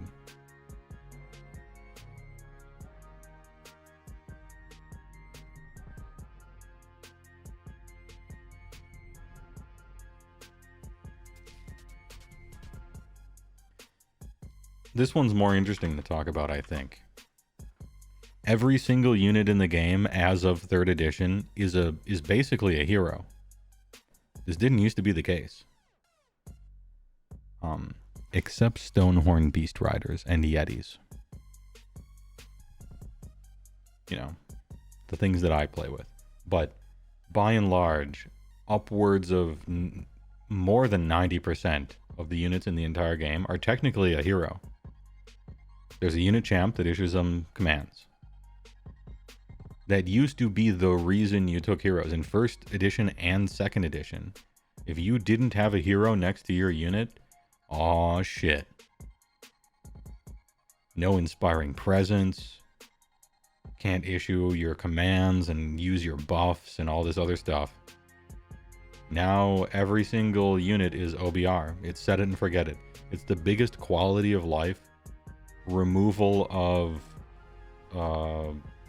playing the game possibly that's ever happened. The positioning on where your hero was and where the unit was, and we gotta kill that hero, so now you can't inspiring presence that unit, and it's in danger, you know, and all this other stuff. That used to be a thing that people played around. That was like a central mechanic of the whole game, is trying to disrupt the hero plus unit power pair. And now everything just does that. Just does it to itself. The only way you can disrupt that is if you have some weird swallow hole effect and you happen to be in range and you happen to be in melee and all this other stuff.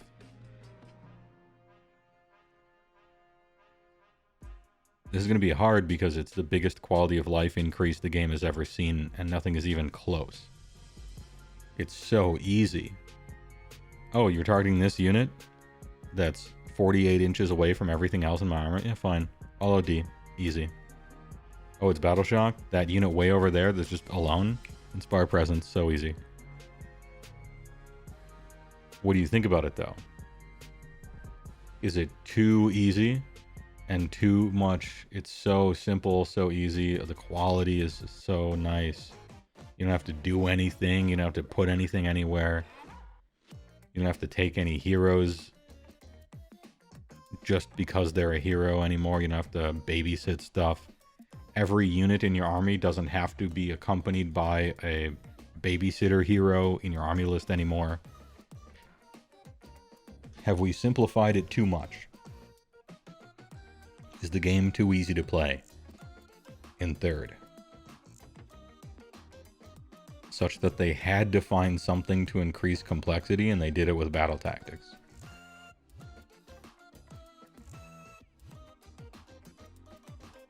What do you think?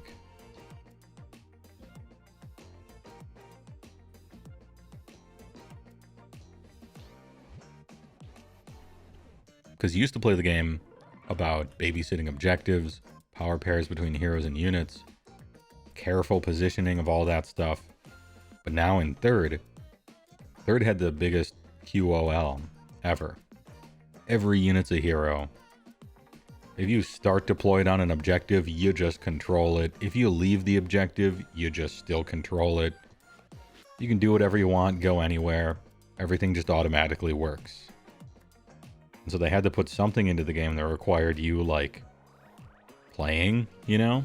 And so they came up with battle tactics to replace that.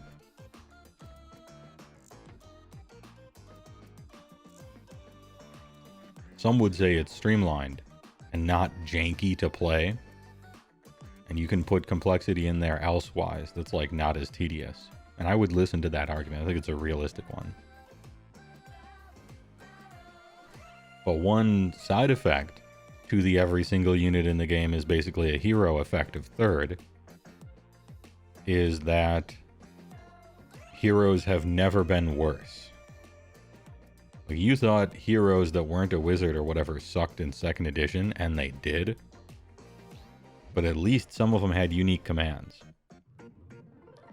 And at least the ones that had nothing else, you needed some hero to stand next to a unit and give it Inspire Presence and stuff. And now you don't. So the melee foot assassin, like I'm supposed to fucking fight foot hero with no synergy, has never been more entirely useless than in 3rd. To the point that they made a GHB season around requiring them to score a bunch of points. And people are still using 0 of the ones that don't give them like a spell or unlock a battle line as a general or something. Because there's no point at all to any of them.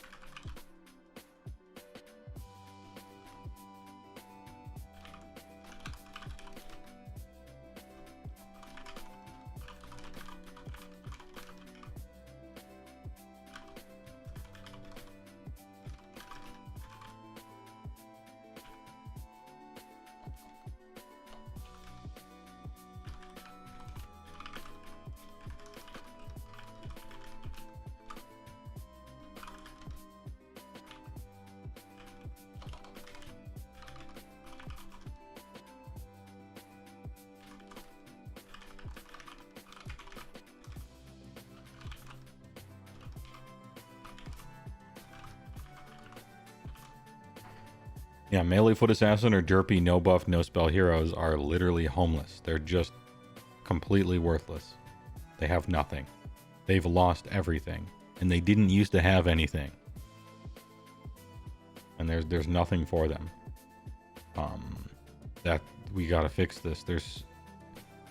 I bet there are 60 foot heroes in the game that have literal no reason to ever be played in the actual game.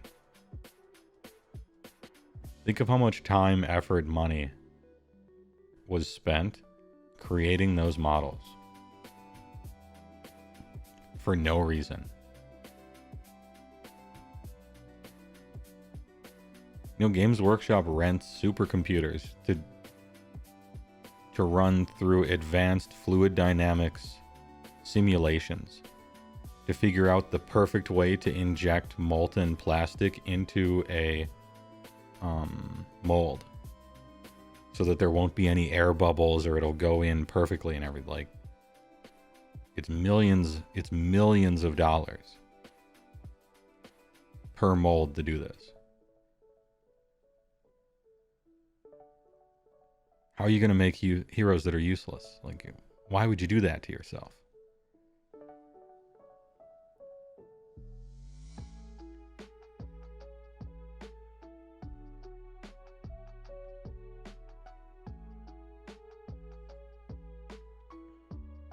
Melee foot heroes are the 40% of War Scrolls. They're fine with people not playing.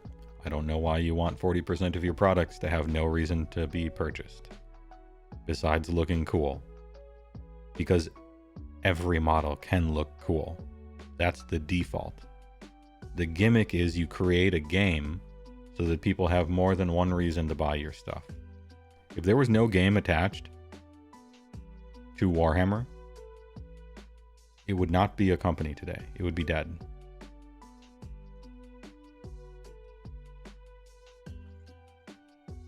Melee foot heroes should just have a buff or two slapped on their war scroll. Or something. Something must happen. Before you said inject plastic, you were convinced it was a bit? No, I'm serious. They do that.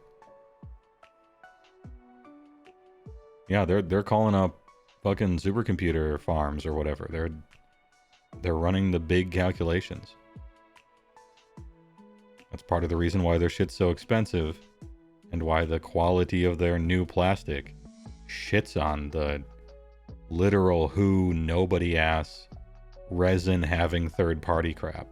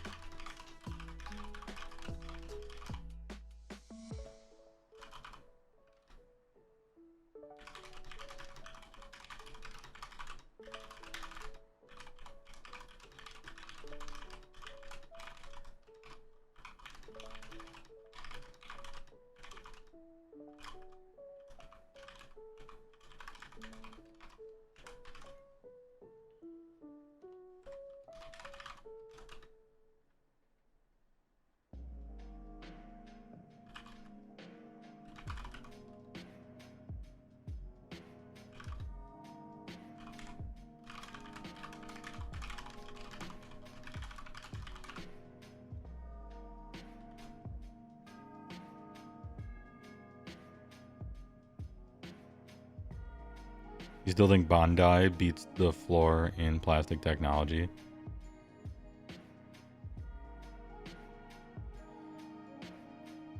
It's different enough for me to maybe technicality say still yes. But it's different.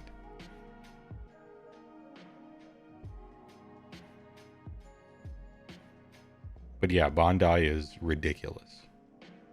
I know about Gunpla.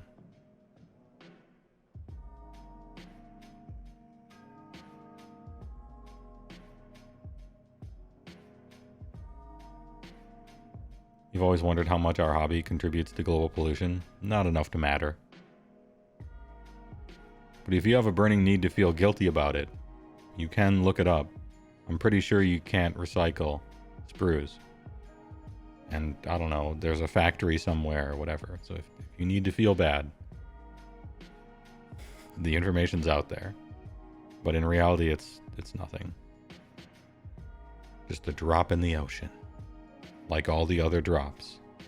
That when you combine all of them, become an ocean.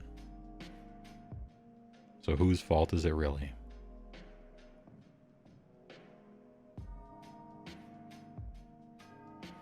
The design team should know by now that heroes with no synergy should explode shit or they're not worth it.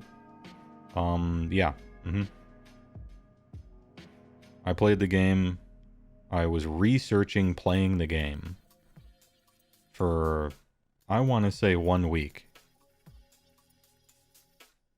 When there was none of this content that easily at your fingertips, and finding out a list from the last tournament was actually impossible. And I don't know. It took me like 2 days to figure that out.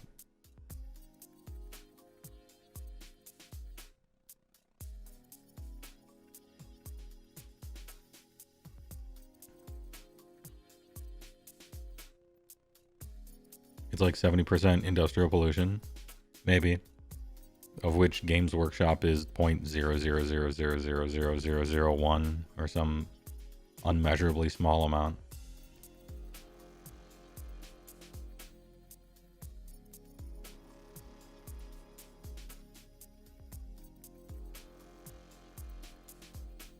I think there's like 2 options.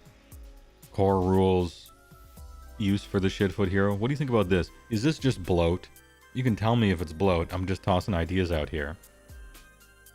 What if foot heroes had like a duelist thing or like a champion thing or whatever? And so they could issue a challenge, or they're like dueling, and so they have a special fight thing. And only another hero can meet them, and if There isn't one. He gets like a buff, and so he shreds people. Like, here's a unit of 5 liberators, and they're trying to attack an aspiring champion. And if there's no hero nearby to, like, intercept him and fight him in that combat phase, that aspiring champion is gonna, like, cut all 5 of those guys in half. They're just fucking dead. But if the liberators have a, you know, whatever, a Lord Celestin next to him, now those 2 guys fight and it's like a big deal or something. This would slow the game down a lot, obviously. I don't know how many people would lean into it exactly, because they still have all their other problems, you know. No delivery method, slow, can't fly, blah, blah, blah, right? It means they would suck against the stuff that you want to kill the most, like hero monsters and things like that. And maybe it's too LARPy, maybe it's too RPG tabletop kind of fluff. And maybe it's just a bloat on the core rules.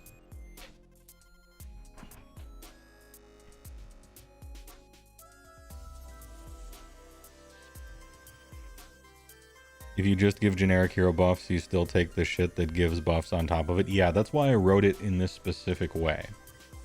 Cause a dog, because that's obvious. If you just say foot heroes get this, then you haven't fixed anything. You just made the foot heroes everyone already takes better, and the useless ones are still useless. And so maybe there's a keyword like, you know, duelist or champion or, you know, whatever, something like that. And then you scour the books and you give that keyword to all the shit heroes. But none of the good ones with buffs or wizards or synergy, you have to pick.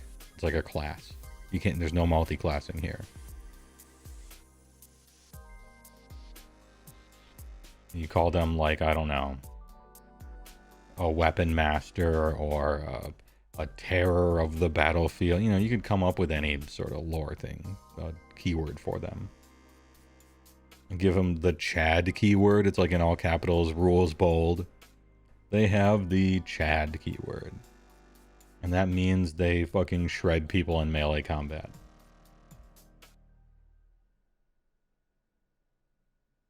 Or you could just, you know, when you do the next battle tome, you could just like make them, you just give them more scrolls that don't suck. You could do that too.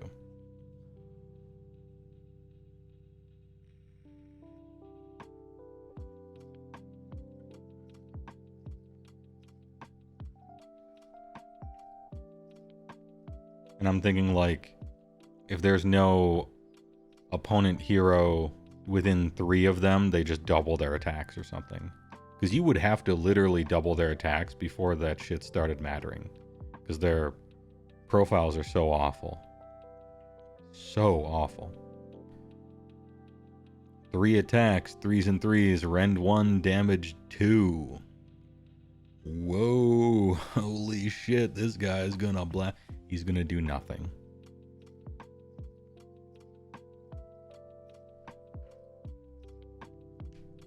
Or you could fix them in the upcoming battle tome so they aren't shit. Or you could give them melee profiles so they actually, like, really did damage, such that it was...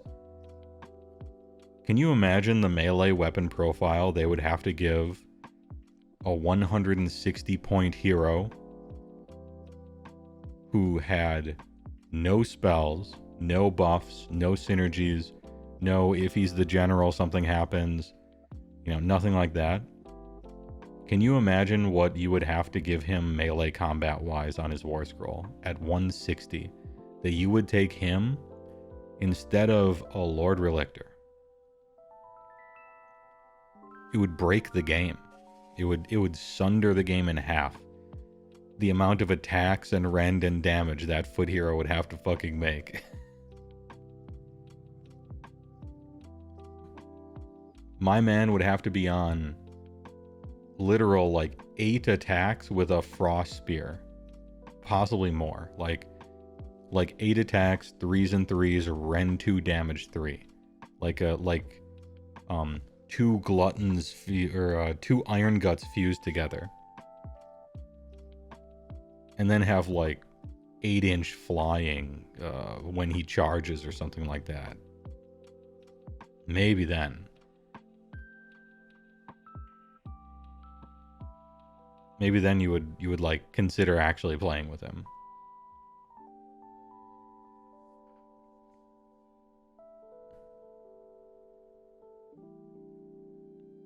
Maybe a second activation in the fight phase. If it's one of those safe, if it's one of those over safe, they're concerned about it being too strong ones, still probably not. If he was 4 attacks, 3s and 3s, -1, 2, and he had the slow, activate at the end of the combat phase thing, I still think he's not good. If it was fight first and then pile in twice immediately, still probably not. But close. Yeah, I think Femonk's right. Now that I'm looking at chat, I think 8 attacks, 3/3, -2, 2 is like where I'm starting to consider it, but still no. It'd have to be like 8 attacks, 3/3, -2, 3, maybe 8 attacks, 3/2, -2, 2, something around there. My point is that buffs are worth a lot. Force multiplication is worth a lot. And foot heroes that are supposed to fight just can't. Oh, and while we're at it, can we take 12 of the Stormcast heroes and give them only 1 War Scroll and call it Stormcast Hero? And just quietly sweep them under the rug. There's no need to clutter the book up with that much garbage. Just call them all Stormcast Hero, and then show all the different models you can have as it, and then give it a War Scroll that you might want to play. And so you can choose one of 10 different cool heroes, but they're all completely different heroes, and they're all completely worthless in their own special ways.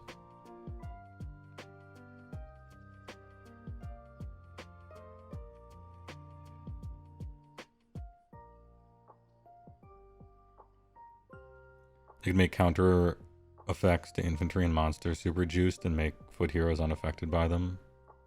I don't know if I want them to be silver bullets. We're trying to make them more usable, and making them into silver bullets, I feel, it's not the opposite, because if it happens to be that something's good in the meta, everyone's going to want them, but I want to shy away from silver bullets in a game with no sideboards. Oh, you mean they're the anti-silver bullet? Like they're just immune to roar.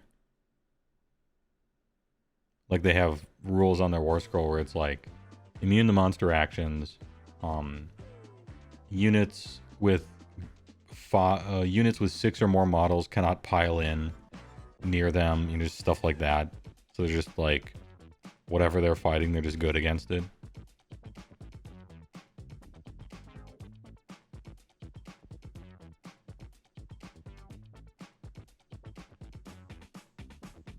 Just make them not worthless. Like give Lord Ord a better artillery buff, Night Quester, a true duelist War Scroll, etc. Yeah, you could just make them all good. That's like a specific Stormcast problem, though. They have like 20 heroes, which is just too many.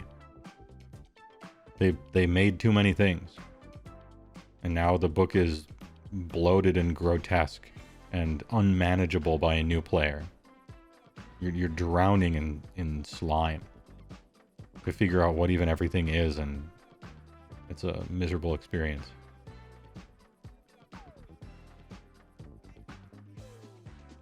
In 40k, if a hero is within X inches of an enemy unit, they get to just waltz into combat with them. In the opponent's charge phase, maybe give them something like that.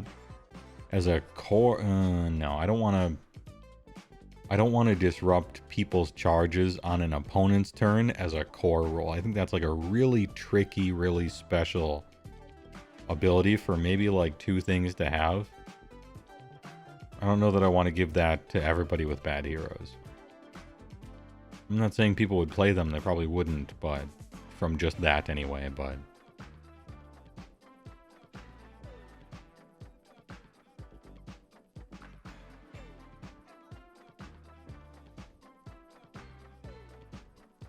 Anyway, I suppose it's something to think about. Monstrous Rampages.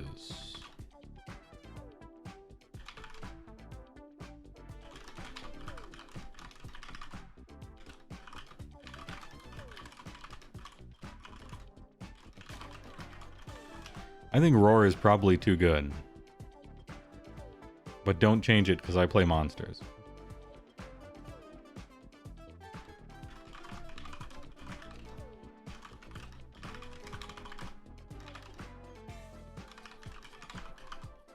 Monstrous Duel isn't good enough or cool enough.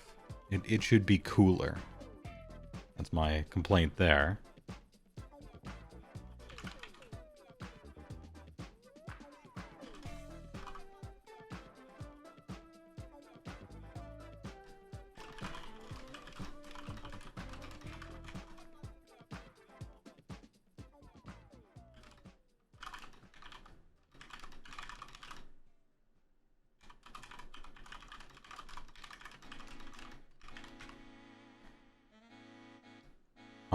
Stomp is fun, I guess, if you have two monsters, but let it work on everything instead of just non-monsters, since Roar is so overpowered. Like, we'll pretend that no one's gonna take anything but Roar, they just will.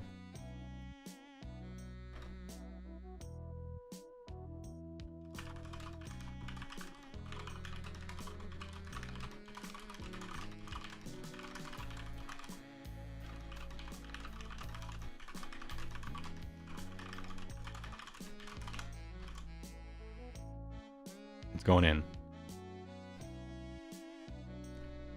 What the fuck is this one called? The thing that no one has ever used in the entire world. I'm kidding. Sometimes it's used.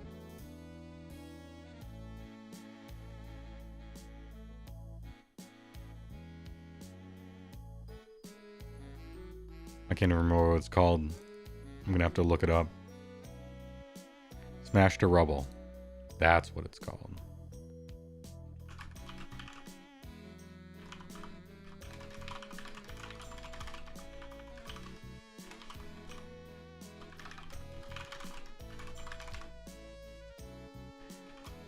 There's the one that helps me. Here's my one selfish choice. Smash to Rubble should remove the terrain physically from the table. Full stop. I will not be taking questions at this time. Gone. Leave us.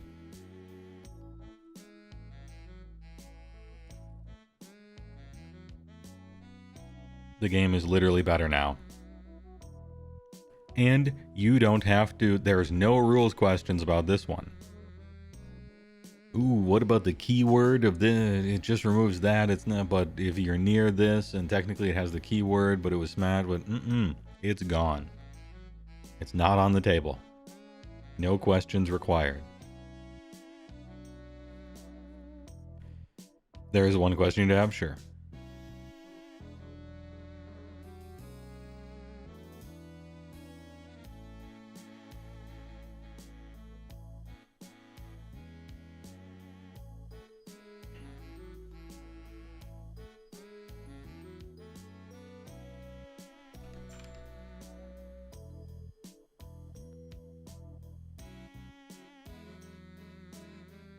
If a battle tactic for capturing terrain mattered, what would happen if it got removed? When do you check for control of terrain? Is my counter question to you.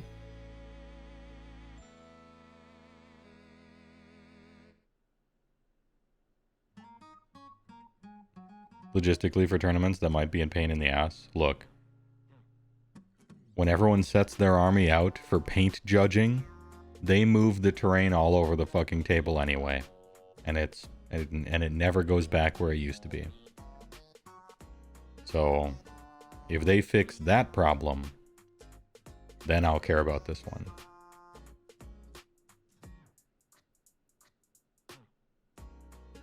Yeah, but you need an off-table space. plenty of room where your army used to be from wherever you took it out.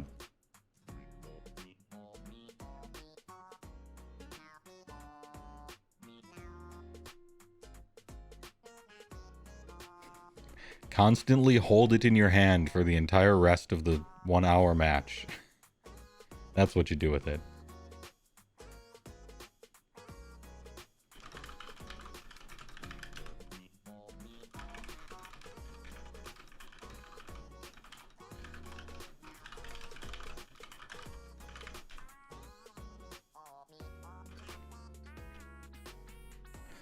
Reactions. I like these a lot. A breath of fresh air into the game. Helps with doubles too.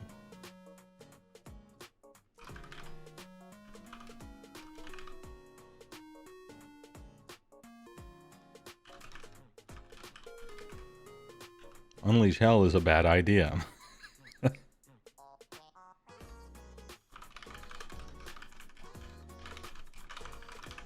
Shooting already good enough, thanks.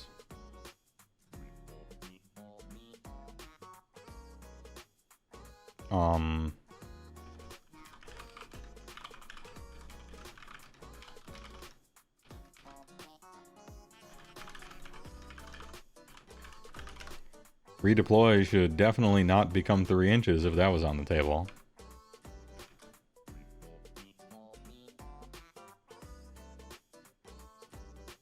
Here's a good question. How should command points be handled? The same as now, more or less? Depending on army, you're going to get more or less. I think the average army in the game, if they want to, gets to spend 3 on whatever turn it happens to be.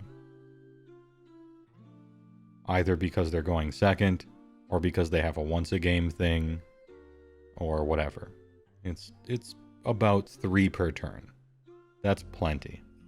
Some armies get 10 or some shit, like OBR and Slanesh. Most armies get to spend 3. If some of their dudes start dying, or their general or whatever, or a 5-up, maybe one gets stolen randomly, it's like 2.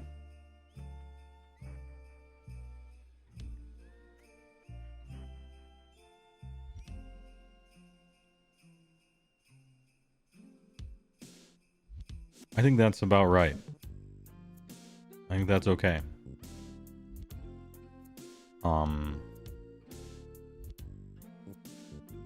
Total Eclipse needs to get removed from the game, obviously. Just gone. But aside from that, I mean, that's only that, right?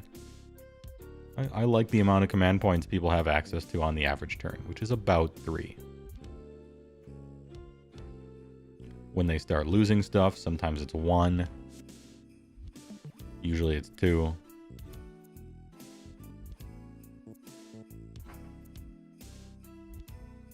Kind of like Total Eclipse. I think it's too much of a magic effect. I'm fine with it because I used to play Magic, but the average Age of Sigmar player is very fragile and pathetic. When they roll a die and it's a 2-up and they fail it, they like get mad, you know? I don't think wargamers can handle like Magic stacks. Even the lightest Magic stacks, you know? This is a Thorn of Amethyst, basically. I think it's too soft of a game for such a stacks piece. Especially when there's nothing else that's kind of like that. I think it's good to have control as a strategy in the game, even though everyone hates it. But you gotta, as a designer, you have to treat wargamers with kids' gloves on that kind of thing. If they haven't played Magic before that, it's a rough one. I mean, they complain about shooting. Can you believe it? They're like it's non-interactive while they're rolling armor saves. All right.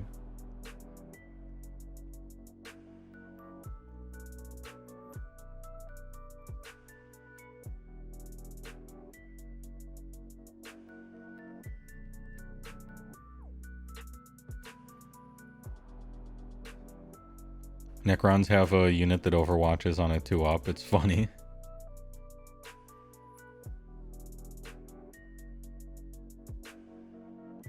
Hot take, no one would care if it was an orc mechanic. I think I disagree. Players are quick to complain in this game about something and forget how bad it used to be.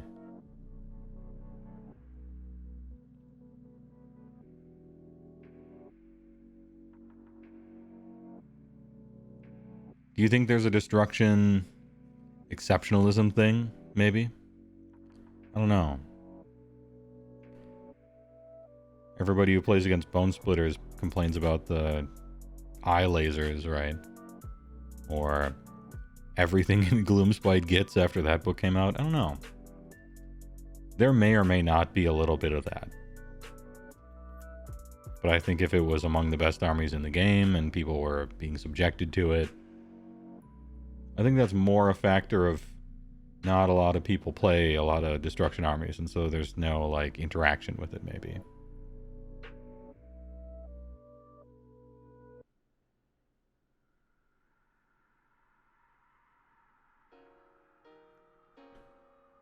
I think heroic actions are mostly nice. I like them. I especially like Finest Hour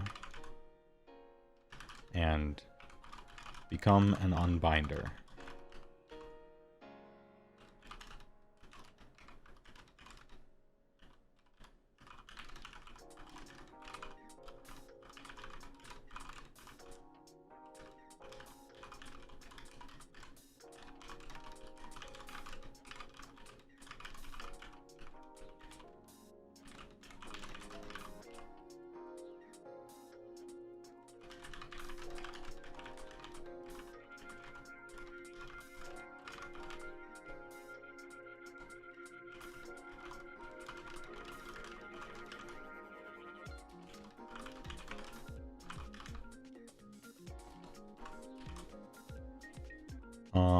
I like heroic actions. I especially like Finest Hour and Become an Unbinder. The command point 1 is default, maybe a touch boring, but has a useful effect. Plus, it's a decision point for the player, for like whomst to put it on which one of their heroes, and the skill expression. Healing 1 is fun when you can use it. I usually don't get to use it because I'm always in combat on my opponent's turn.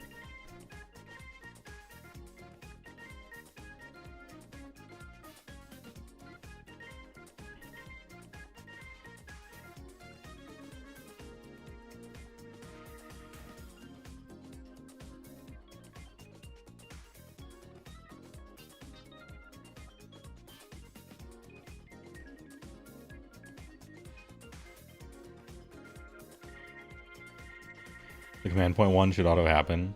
This is not because out of the 16 times you have rolled for it, you have gotten it twice. All you have to do is get your general killed, and then it's a 2-up. You could even get a double Jenny killed. And then it's a 2-up and you still have heroic actions to use.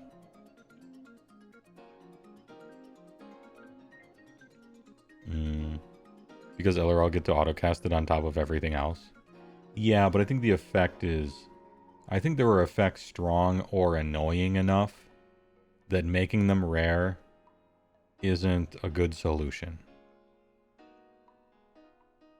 Like, imagine roll 2d6. On a 12, you win the game. Okay. So it means 1 in every 36 games is instantly ruined by some stupid effect. But it's like a weird / poor way of balancing it. Making an effect more rare because it's more powerful is, to a point, decent balance. But I think there's a limit.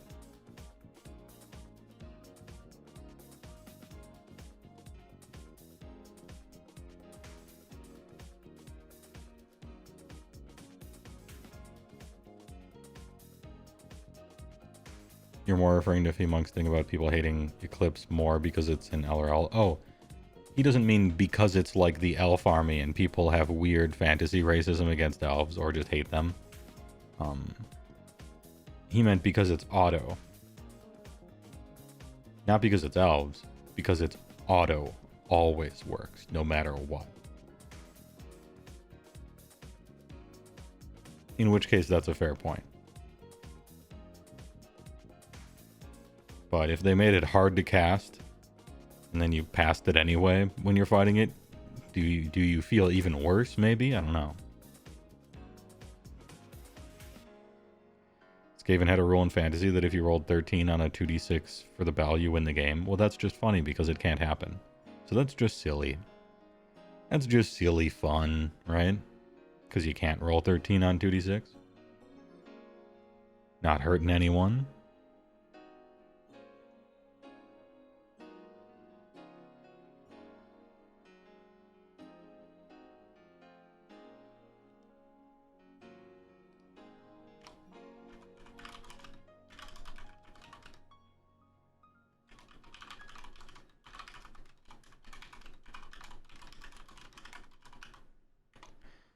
Remove miscast. Pointless bloat. Extra rule. Save space. No reason to exist.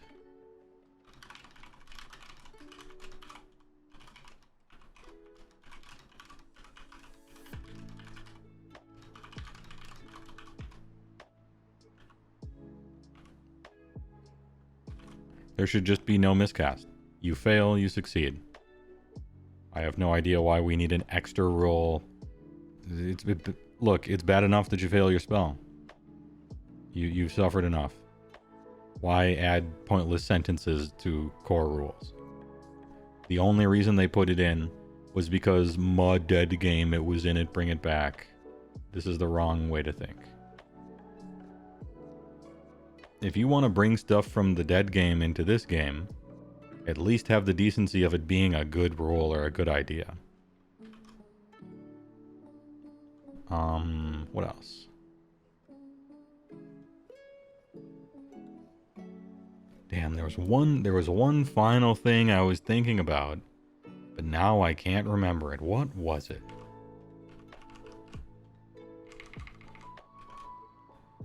I had it and it's gone. Well, let's scroll up and see if I can find it. Oh yeah, remove rally.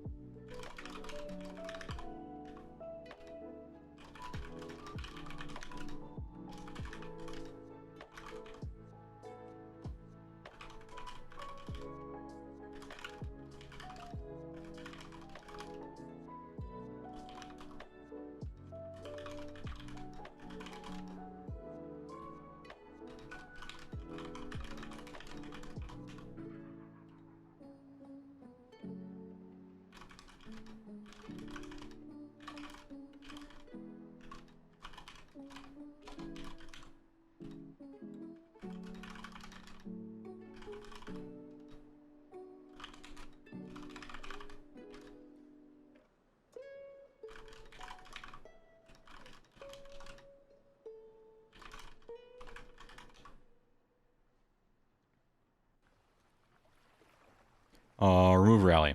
It was a mistake. Steals uniqueness from death armies and Sylph-style life armies who should keep it. Makes no sense lore-wise. They died. Was meant to weaken chip shooting, I think. Bad reason, bad fix. Time waster. Get it out. Get it out. Out. It was a mistake.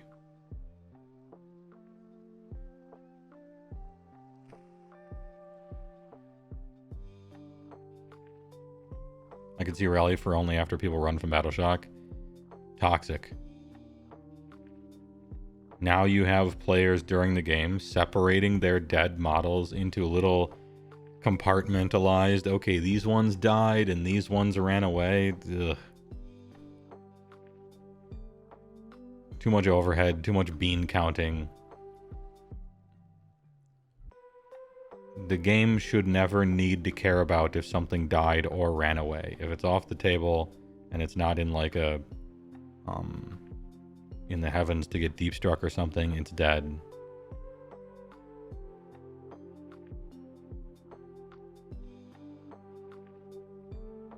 Send your models into exile, yeah.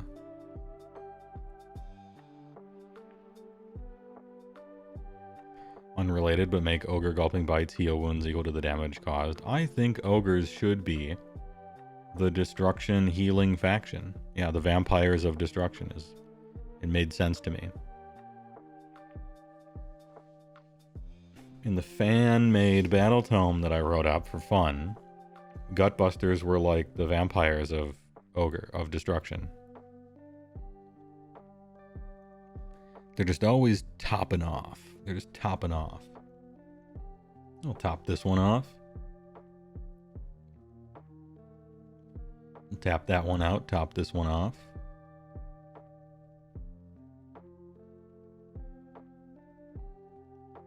But instead just, you know, +1 rend, but -1 rend spell. +1 to hit on some stuff. Roll a die, d3 mortal wounds.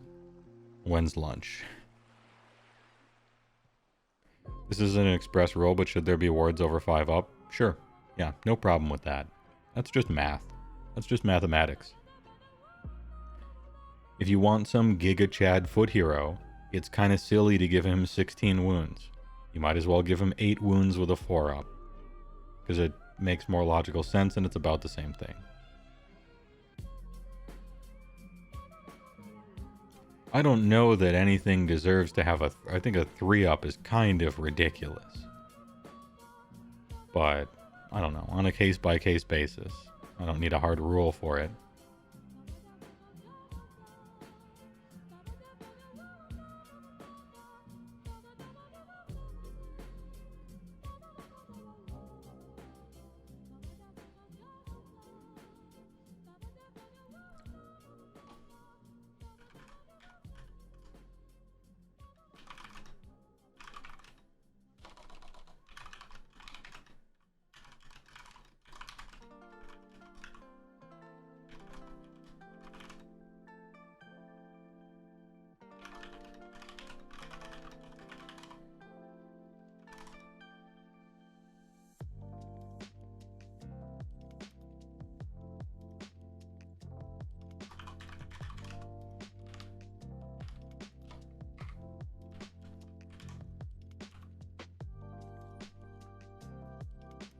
I'm coming up with keywords, I'm just making them up on the fly.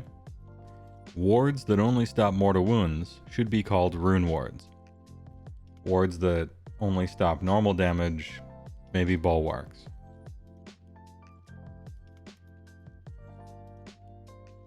Ooh, it should include the word ward though, right? That's the template, so it has to be something ward. And it has to be a thing that's very non-magic sounding that doesn't stop magic.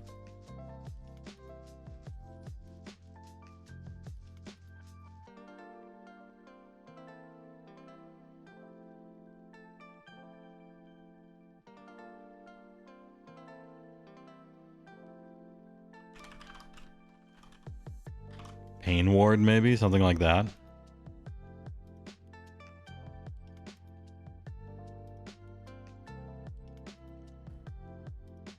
Has to be something non-magic, very physical feeling, but doesn't necessarily have to do with armor. I was thinking of like steel ward or shield wall or something like that.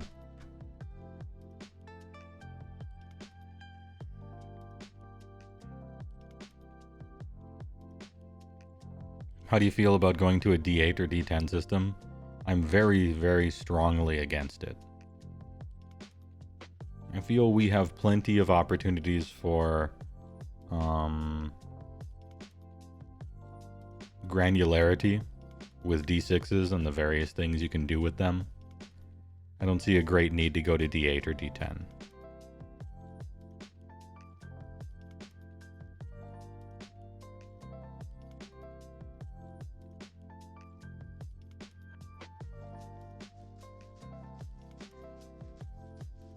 Is 4 up the best ward right now in AOS? No, the best ward right now in AOS is a 3 up, which I believe is Gotrek. Not only is it a 3 up, but he also reduces damage characteristic to a 1, which means that he is impossible for me to kill, ever. And he can solo my entire army.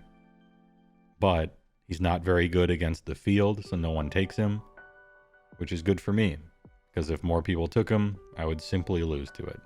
100%.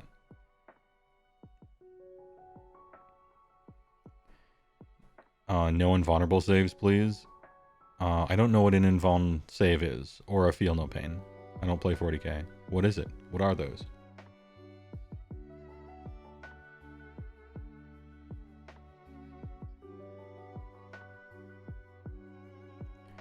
Feel no pain is AOS ward. Okay.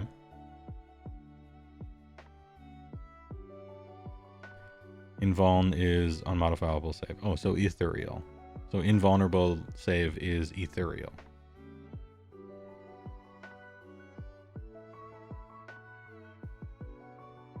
Oh no, it's not ethereal. Okay, so it's kind of like ethereal, but it's actually like a second armor save.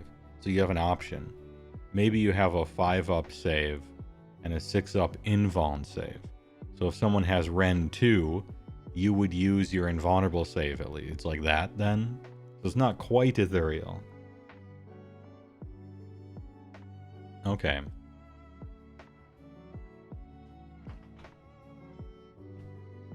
So it's like, we could give this guy ethereal, but that's too powerful, so we're going to create a second step and a second thing in the game so that now we'll do this intermediary between too powerful, which is ethereal, and not powerful enough, which is like a 6-up ward or something like that.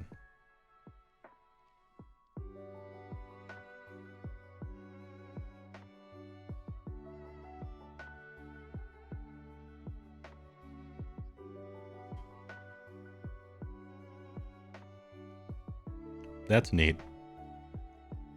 There are units with 2-up and vulnerable saves floating around in 40k. Jesus Christ.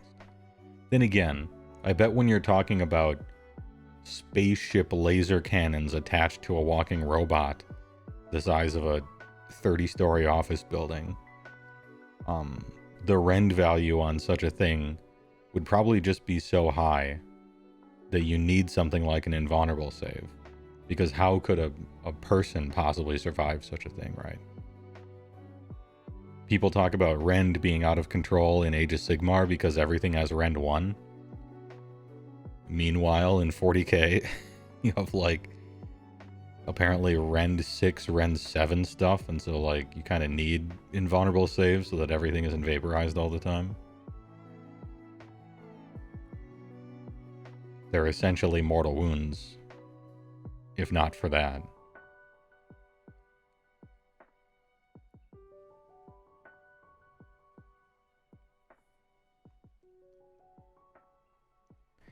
Technically, the best ward in AOS is when Bone Splitter Wa is activated on your Wurgog. With glowing tattoos, you have a 4-up that's a +2 to the roll. True, yeah. I suppose I wasn't thinking about situationally. Once a game, I was thinking about just straight on the ward scroll. But the best you can get to is a 2-up. One time only on a goofy ass Mario plant looking ass flower wizard with a mask.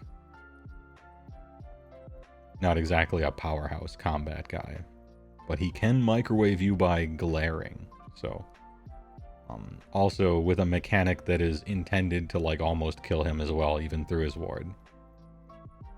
But yeah, the best you can get to is a 2-up, but it requires a bunch of explaining to say why it's okay, and it is okay. Gotrik's thing is just not okay, but he's supposed to be that crazy. And he costs 1,000,000 points, so it's fine. Microwave did 18 wounds to a Maw Crusher. Oh, for sure, yeah. I played against Bone Splitters. And he looked at a Frost Lord with 17 wounds and a 5-up ward and just killed it. I was expecting that to happen. I'm like, well, Frost Lord's probably dead. And then he looked at it, and we just rolled dice for a little while, and the Frost Lord was dead. I'm like, yep, it'll kill anything. But you get a little unlucky, and then your brain explodes, so that's fine.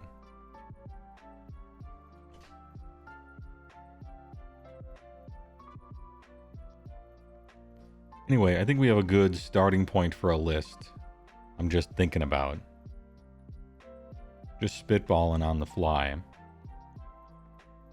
Player finishes dropping first, decides who takes the first turn. This is very important for the health and safety of the game.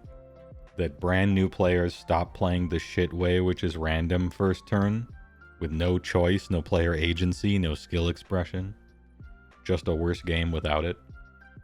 Separate rule set for 1k and 2k for much the same reason, so new players aren't being turned away when they think that priority is insane and stuff like that because they got tricked into playing 1K. You got to come up with rules for 1K. Fight in 2 ranks baseline, no measuring. Everyone liked that when it was game-wide, and no one took it when it was a battalion. Heroes 2 inch reach, monsters 3, but then very long spears and polearms, or maybe like 3 ranks, or maybe they have a custom rule on their war scroll. I feel like 2 ranks baseline is good. It also reduces the hidden base size power scaling. You're going to have to smooth this one over, but you can do it. I trust you.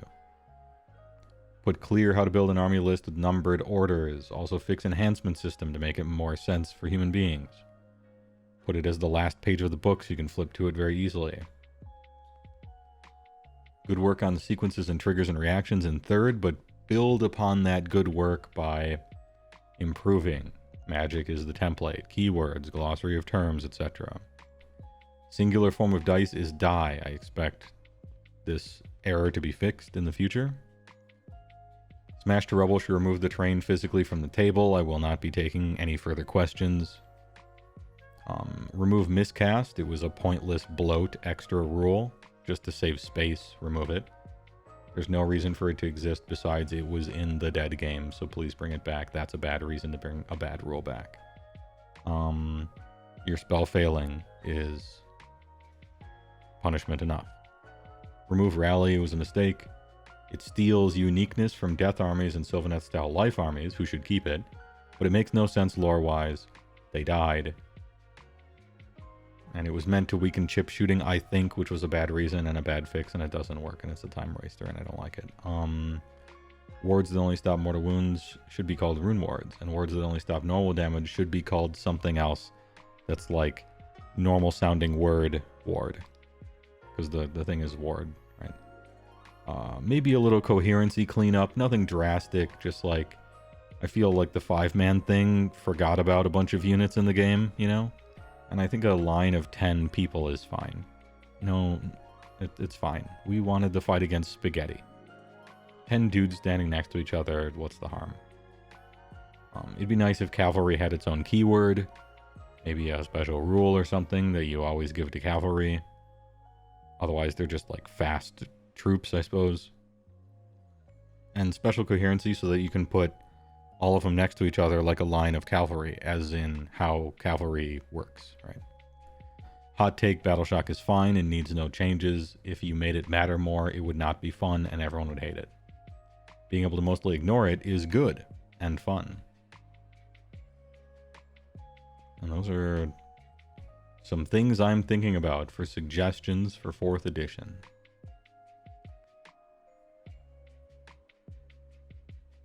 Good start. I bet I'll think of more after the stream.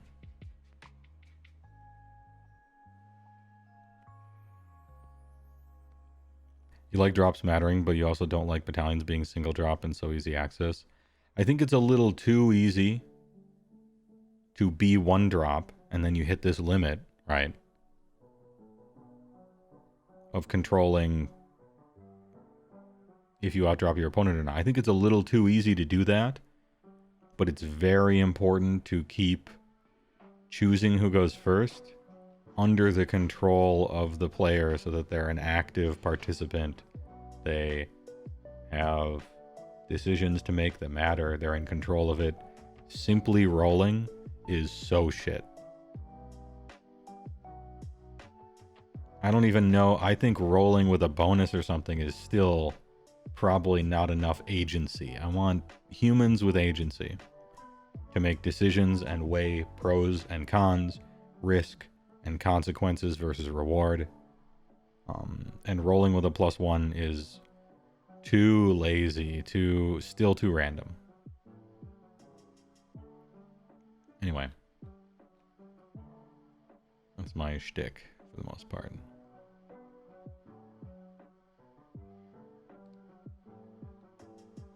Some of the ones that didn't make it in, though. Yeah, they got to fix that hero problem, but I don't think that's a core rule problem. I think that's a, write good rules problem.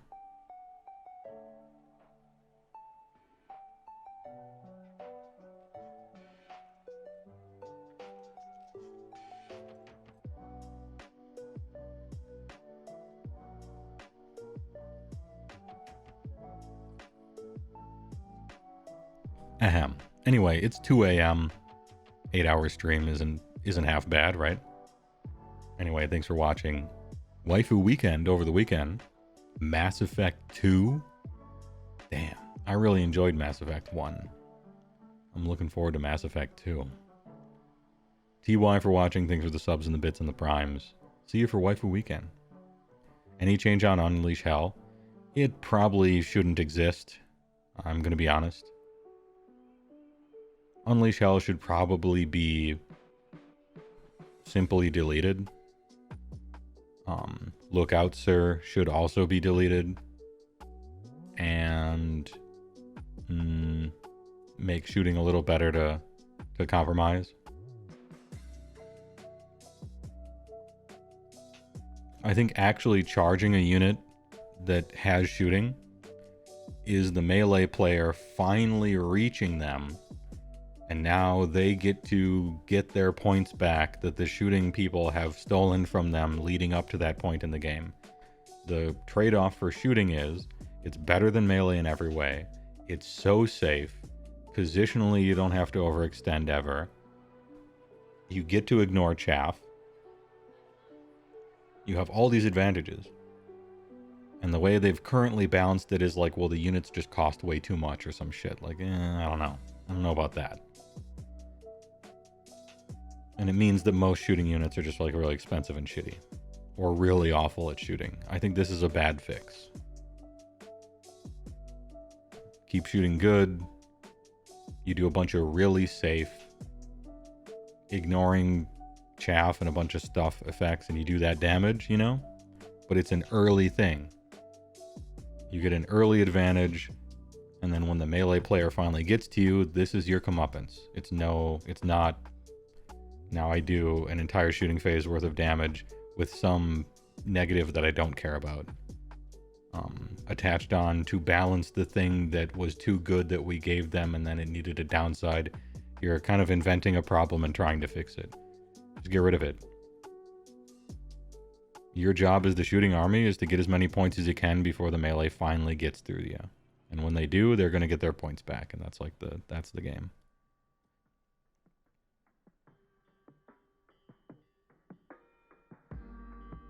You got any tips fighting against KO as a melee army? Play with lots of chaff and deploy backboard with the chaff way up. No places to land to make sure. And try to spread out in maybe more than just one exact point center because you might get pinned. Playing with lots of chaff is huge. I know they're shooting and they ignore that, but the melee ship doesn't. And the melee ship is half of their damage you're going to take. KO is the best Alpha Strike army in the game right now, and as such, it's really strong, and as a melee army, you're probably just going to get dumpstered by it until they get nerfed or something. You do stuff when you die, which is good, but they're shooting, so they half don't care.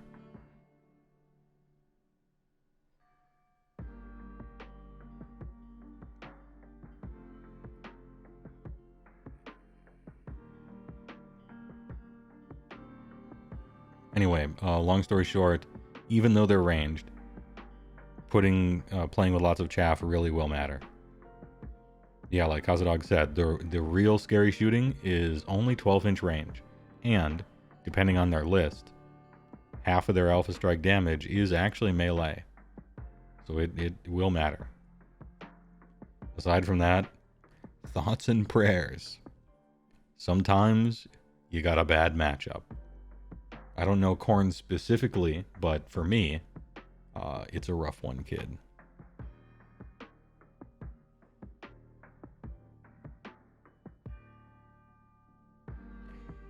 You're new and bad. Hey, know thyself. Don't worry about it. I don't play a big brain army. You charge his boat with your blood throne plus 30 pack of blood letters, and your throne died before it could even attack back. Yes, yeah, Unleash Hell's really good. Typically you gotta send in your little tiny grabber unit, like your little 5-man 90 point whatever thing that's supposed to be fast, or maybe a chaff. Charge that in first, so that they have to shoot the crap thing with Unleash Hell, and then send the real hammer in. You know, if you think that's hard to set up, it is. You have to, your job is harder than their job. Their job is easy. It's flowchart. Do this, do this, do this, shoot you, you lose. You have to do the hard thing, but that's what it means to have a bad matchup. To be the underdog. Is you have to work harder. You're old and bad, it's all good, yeah. Also, I played against KO and I got destroyed and I super lost, but I still enjoyed the game. It was fun. And Thunders are the sickness. They're so good. I was impressed with them. I thought they were sweet.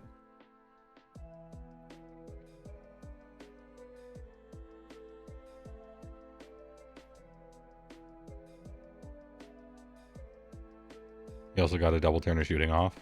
Oh, we did? Can Corn do one drop?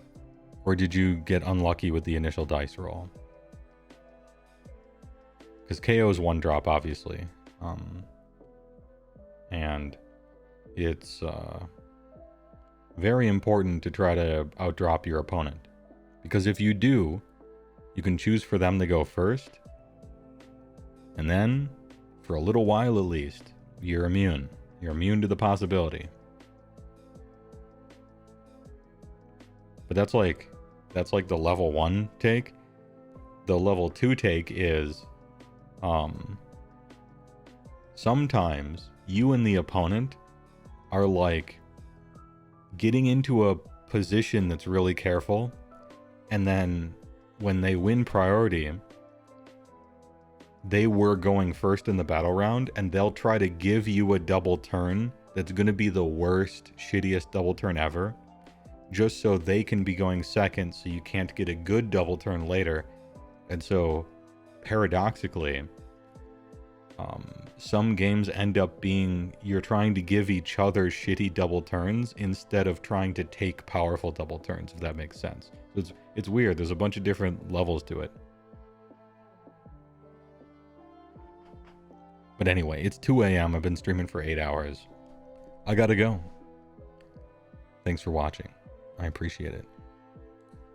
I'll see you guys tomorrow for Waifu Weekend number 1, Mass Effect 2, and probably talking about Age of Sigmar for half the time.